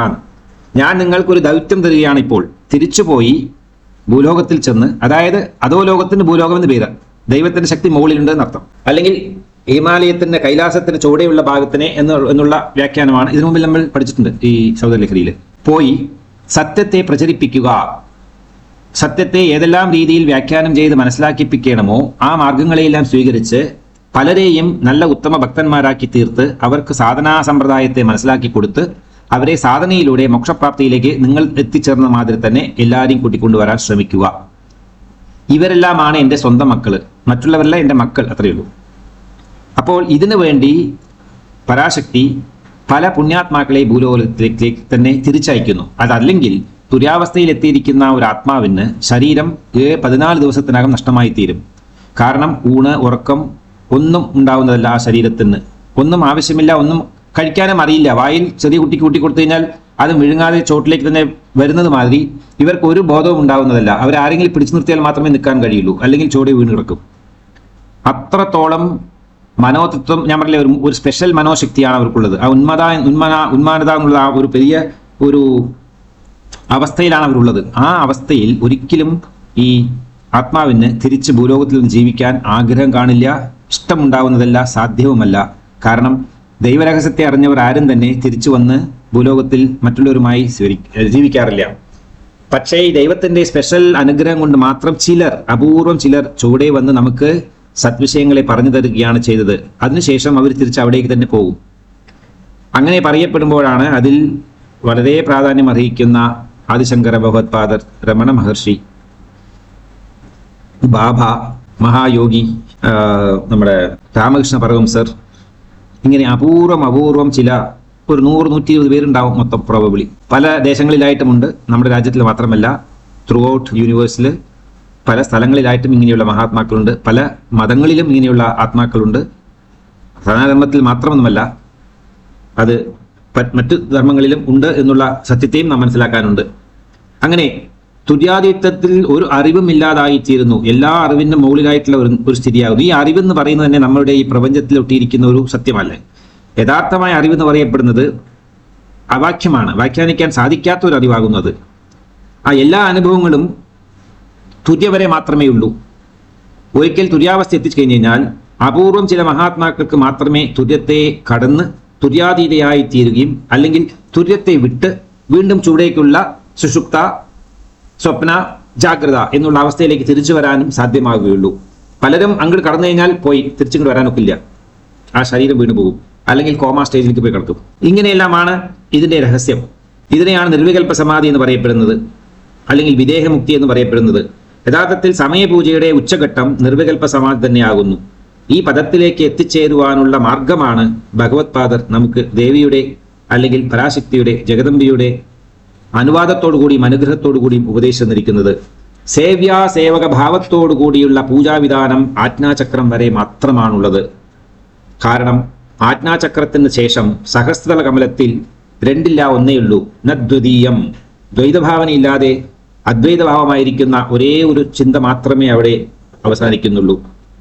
അങ്ങനെ ഒരു ഭക്തൻ എങ്ങനെയാണ് മഹാത്രിപുരസുന്ദരിയും ശ്രീവിദ്യാമന്ത്രവും ശ്രീചക്രവും മാതൃകാക്ഷരവും പ്രപഞ്ചവും ശ്രീഗുരുവും ഷഡാധാര ചക്രങ്ങളും സാധാക്യകലയും കുണ്ടലിനി ശക്തിയും സാധകനും ഏകനാണ് എന്നുള്ള ഈ തത്വങ്ങളും സാധകനും ഒന്ന് തന്നെയാകുന്നു, രണ്ടല്ല എന്നുള്ള ഭാവനാരൂപം എങ്ങനെയാണ് സാധ്യമാക്കി തീർക്കുന്നത്? ആ വിദ്യയാണ് ഭഗവത്പാദർ ഇത്രയും നേരമായി നമുക്ക് പറഞ്ഞത്. അതുകൊണ്ട് ഭക്തന്മാർ ഏകത്വ ഭാവനയോടുകൂടി സമദൃഷ്ടിയോടുകൂടി സർവദാ പരദേവതയായിരിക്കുന്ന പരാശക്തിയെ ധ്യാനിക്കുകയും ശ്രീവിദ്യാമന്ത്രം ജപിച്ചുകൊണ്ട് പടിപ്പടിയായി ഉയർന്ന് ശിവമയമായി തീരുവാനുള്ള മാർഗത്തെ അനുഗമിക്കുക, അല്ലെങ്കിൽ പടിപ്പടിയായി ഉയർന്ന് ആ തത്വത്തെ മനസ്സിലാക്കാനുള്ള അറിവ് സമ്പാദിക്കുക എന്നുള്ള ഒരു ഉപദേശത്തെയാണ് അദ്ദേഹം നൽകുന്നത്. കൗളമാർഗത്തിലെ ആന്തരപൂജാമാർഗമായ സമയാചാര പൂജ വഴി 1 മുതൽ 41 ശ്ലോകങ്ങൾ വരെയുള്ള ആനന്ദലഹരി എന്ന പൂർവഭാഗത്തിൽ ആചാര്യസ്വാമികൾ അരുൾ ചെയ്തത് ഇങ്ങനെയെല്ലാമാണ്. ഇനി ബഹിർമുഖമായിരിക്കുന്ന പ്രാധാന്യം അറിയിക്കുന്ന 42 മുതൽ 100 വരെയുള്ള ശ്ലോകങ്ങളിലായി സൗന്ദര്യലഹരി എന്ന പേരിൽ നാം ആ ദ്വിതീയ ഭാഗം മനസ്സിലാക്കാൻ ശ്രമിക്കാം. ആദ്യത്തെ 41 ശ്ലോകത്തിലൂടെ നാം മനസ്സിലാക്കിയത് പ്രധാനമായും ത്രിഖണ്ഡ രൂപത്തിൽ മഹാത്രിപുരസുന്ദരി, ശ്രീചക്രം, ശ്രീവിദ്യ എന്ന 3 തത്വങ്ങൾ കുടികൊള്ളുന്നു. കൂടാതെ ദേവീ മഹാത്മ്യം, പ്രയോഗങ്ങൾ, ഉപാസനാഭേദങ്ങൾ, കൗളമാർഗമത ഉപചാരങ്ങൾ എന്നിവയെക്കുറിച്ചെല്ലാം നാം മനസ്സിലാക്കി. അങ്ങനെ പ്രധാനപ്പെട്ട എല്ലാ തത്വങ്ങളെയും നാം ഇതിലൂടെ മനസ്സിലാക്കി കഴിഞ്ഞു. ദേവി ഉപാസനയെ സംബന്ധിച്ച് ശ്രീചക്രത്തിന് 43 ത്രികോണങ്ങൾ ഉണ്ട് എന്ന് പറഞ്ഞല്ലോ. ആ 43 ത്രികോണങ്ങളുടെ ഭാവം ഇങ്ങനെയാണ് വന്നു ചേർന്ന് നോക്കുകയാണെങ്കിൽ പര എന്നുള്ള തത്വത്തിന് 3, പശ്യന്തിക്ക് 8 കോണങ്ങളും മധ്യമയ്ക്ക് 12 കോണങ്ങളും വൈഖരിക്ക് 14, അങ്ങനെ 37ആയി. പിന്നീട് നാദം, ബിന്ദു, കല, ശ്രീവിദ്യ 6, അങ്ങനെ 37 + 4 43 ത്രികോണങ്ങളായിട്ടാണ് ശ്രീവിദ്യ അല്ലെങ്കിൽ ശ്രീചക്രം നിർമ്മിക്കപ്പെട്ടിരിക്കുന്നത്. ആ ശ്രീചക്രത്തിന്റെ ഒരു ഭാവമാണ് നമ്മളുടെ ശരീരം. നമുക്കും 43 തത്വങ്ങളോടുകൂടി ബന്ധമുണ്ട്. ഈ 43 തത്വങ്ങളോടുകൂടി മനുഷ്യ ശരീരം ബന്ധപ്പെടുന്നത് സൂര്യനിൽ നിന്നും വരുന്ന 43 കിരണങ്ങൾ വഴിയാകുന്നു. സൂര്യൻ ലക്ഷക്കണക്കിന് കിരണങ്ങൾ ഉത്പാദനം ചെയ്യുന്നുവെങ്കിൽ പോലും മനുഷ്യ ശരീരം സ്വീകരിക്കുന്നത് 43 കിരണങ്ങളെ മാത്രമാണ്. ആ 43 കിരണങ്ങളെ കൊണ്ട് തന്നെ അവന് ജീവസാക്ഷാത്കാരം വരെ എത്തിച്ചേരുവാനുള്ള ഊർജ്ജശക്തി, ഊർജ്ജദാതാവായിരിക്കുന്ന ആത്മകാരകനായിരിക്കുന്ന ശ്രീ സൂര്യഭഗവാനിലൂടെ തന്നെ നാം പരാശക്തി സവിത്രമണ്ഡല രൂപിണിയായിട്ടാണ് സൂര്യമണ്ഡലത്തിൽ വാസം ചെയ്യുന്നത്. നാരായണ രൂപത്തിൽ മഹാവിഷ്ണു വാസം ചെയ്യുന്നു. ശിവരൂപത്തിൽ ശിവനും വാസം ചെയ്യുന്നു. ലോകത്തിലെ എല്ലാ ദേവീ ദേവന്മാരുടെ ശക്തികളും സൂര്യമണ്ഡലത്തിൽ അവർക്കൊരു സ്ഥാനമുണ്ട്, അവർക്കൊരു ഗൃഹമുണ്ട് അവിടെ. അതിലൂടെയാണ് അവർ എല്ലാ പ്രപഞ്ചത്തിലും സഞ്ചരിച്ച് പ്രപഞ്ചത്തിലുള്ള എല്ലാ സൃഷ്ടികൾക്കും ഊർജത്തെ ദാനം ചെയ്ത് തുഷ്ടിപുഷ്ടിയോടുകൂടി അവരെ ജീവിപ്പിച്ചു വരുന്നത്. ഇനി സമ്മറൈസ്ഡ് ഫോം ഓഫ് ചതുരൈക്യ സന്ധാനം, ഈ 4 വിധമായ അനുസന്ധാനത്തിന്റെ പ്രാധാന്യം ചുരുക്കി മനസ്സിലാക്കണമെങ്കിൽ സഹസ്രദള കമലം ഒന്നാമത്തേത് സഹസ്രദള കമലം ശ്രീചക്ര ബൈന്ദവ സ്ഥാനത്തോടുകൂടി യോജിപ്പിക്കുന്നതാണ് ആദ്യത്തെ അനുസന്ധാനം. രണ്ടാമത്തേത് സഹസ്രദള കമല മധ്യ ചന്ദ്രമണ്ഡലത്തെ ചതുരസ്രത്തോടും 4 ദ്വാരങ്ങളോട് കൂടിയിട്ട് യോജിപ്പിക്കുക. മൂന്നാമത്തേത് ചന്ദ്രമണ്ഡല മധ്യഗത ബിന്ദുവും ചതുരസ്ര മധ്യഗത ബിന്ദുവും ശിവശക്തിക്ക് സാധാക്യത്തോടുകൂടി ബന്ധിപ്പിക്കുക എന്നുള്ള തത്വത്തെയാണ് മനസ്സിലാക്കുന്നത്. നാലാമത്തേത് ശ്രീചക്രത്തെ ശ്രീവിദ്യാമന്ത്രത്തോടുകൂടി ഐക്യാനുസന്ധാനം ചെയ്യുക എന്നുള്ളതാണ് ഈ പ്രധാനപ്പെട്ട 4 ഐക്യാനുസന്ധാനങ്ങൾ. ഇതിനെയാണ് നാം ഇത്രയും വിശദമായ രീതിയിൽ മനസ്സിലാക്കിയത്. ഇനി ഓരോ ശ്ലോകങ്ങളിൽ എന്താണ് പറഞ്ഞത് എന്നുള്ളതിനെ കുറിച്ചുള്ള ഒരു സമ്മറൈസ്ഡ് ഫോം മനസ്സിലാക്കാം. 1-2 ശ്ലോകം എടുത്തു പറയുന്നത് പരാശക്തി എന്ന് പറഞ്ഞ തത്വം എന്താണ്, മഹാത്രിപുരസുന്ദരി ആരാണ്, ബ്രഹ്മശക്തി അല്ലെങ്കിൽ സർവദേവവന്ധ്യ ആരാണ് എന്നുള്ള തത്വത്തെയും, പുണ്യ ജനോപാസ്യ പുണ്യന്മാരാൽ ഉപാസന ചെയ്യപ്പെടുന്ന ദൈവിക ശക്തി ലോകത്തിൽ ഏതാണോ അത് എന്നുള്ള തത്വത്തെയും, ചിത്ശക്തി ശ്രീചക്രം ശ്രീവിദ്യാരൂപിണി എന്നുള്ള മഹാതത്വത്തെയെല്ലാമാണ് 1-2 ശ്ലോകങ്ങൾ കൊണ്ട് നമുക്ക് മനസ്സിലാക്കാൻ സാധിച്ചത്. 3-8 ശ്ലോകങ്ങൾ കൊണ്ട് സഗുണോപാസന, ദേവി സ്ഥൂലരൂപ വർണ്ണന അല്ലെങ്കിൽ ദേവിയുടെ വാസസ്ഥാനം, ഉപാസനാ മാർഗം, സമ്പ്രദായങ്ങൾ ഇവയെക്കുറിച്ച് മനസ്സിലാക്കി. 9-10 ശ്ലോകങ്ങൾ കൊണ്ട് കുണ്ടലിനി ധ്യാനരൂപ വർണ്ണന ഉപാസന മനസ്സിലാക്കാൻ സാധിച്ചു. 11-ാമത്തെ ശ്ലോകം ശ്രീചക്ര ഉപാസനയെക്കുറിച്ചാണ് വ്യാഖ്യാനിക്കുന്നത്. 12-ാമത്തെ ശ്ലോകം ശ്രീദേവി മാഹാത്മ്യത്തെക്കുറിച്ചും 13-ാമത്തെ ശ്ലോകം മദനാദി പ്രയോഗങ്ങൾ, ശ്രീവശ്യം, രാജവശ്യം എന്നുള്ള വശീകരണ മന്ത്രങ്ങളെക്കുറിച്ചെല്ലാം പ്രതിപാദിക്കുന്നു. 14-ാമത്തേത് കുണ്ടലിനി ധ്യാന രൂപവർണ്ണ അല്ലെങ്കിൽ കുണ്ടലിനി ധ്യാന ഉപാസനയെക്കുറിച്ച് വ്യാഖ്യാനിച്ചു. 15, 16, 17, 18, 19, 20 എന്നുള്ള ശ്ലോകങ്ങൾ വീണ്ടും മദനാദി പ്രയോഗങ്ങളെക്കുറിച്ച് വ്യാഖ്യാനിക്കുന്നു. 21-ാമത്തെ ശ്ലോകം കുണ്ടലിനി ധ്യാന രൂപാന്തര ഉപാസനയെ വ്യാഖ്യാനിക്കുന്നു. 22-ാമത്തെ ശ്ലോകം സഗുണോപാസന, ദേവി സ്ഥൂലരൂപ ഉപാസനാ സമ്പ്രദായങ്ങൾ. 23-ാമത്തെ ശ്ലോകം ദേവി മാഹാത്മ്യം, ഋണമോചകം, ഭൂതപ്രേത പിശാച നിവാരണം. 24, 25, 26 ഈ 3 ശ്ലോകങ്ങൾ ശ്രീദേവി മാഹാത്മ്യം. 27-ാമത്തേത് നിർഗുണോപാസന അനുഭവം, ദേവി തത്വത്തിൽ നിന്ന് മനസ്സിലാക്കേണ്ട രഹസ്യ തത്വങ്ങൾ. 28, 29 ശ്ലോകങ്ങൾ കൊണ്ട് ശ്രീദേവി മാഹാത്മ്യം.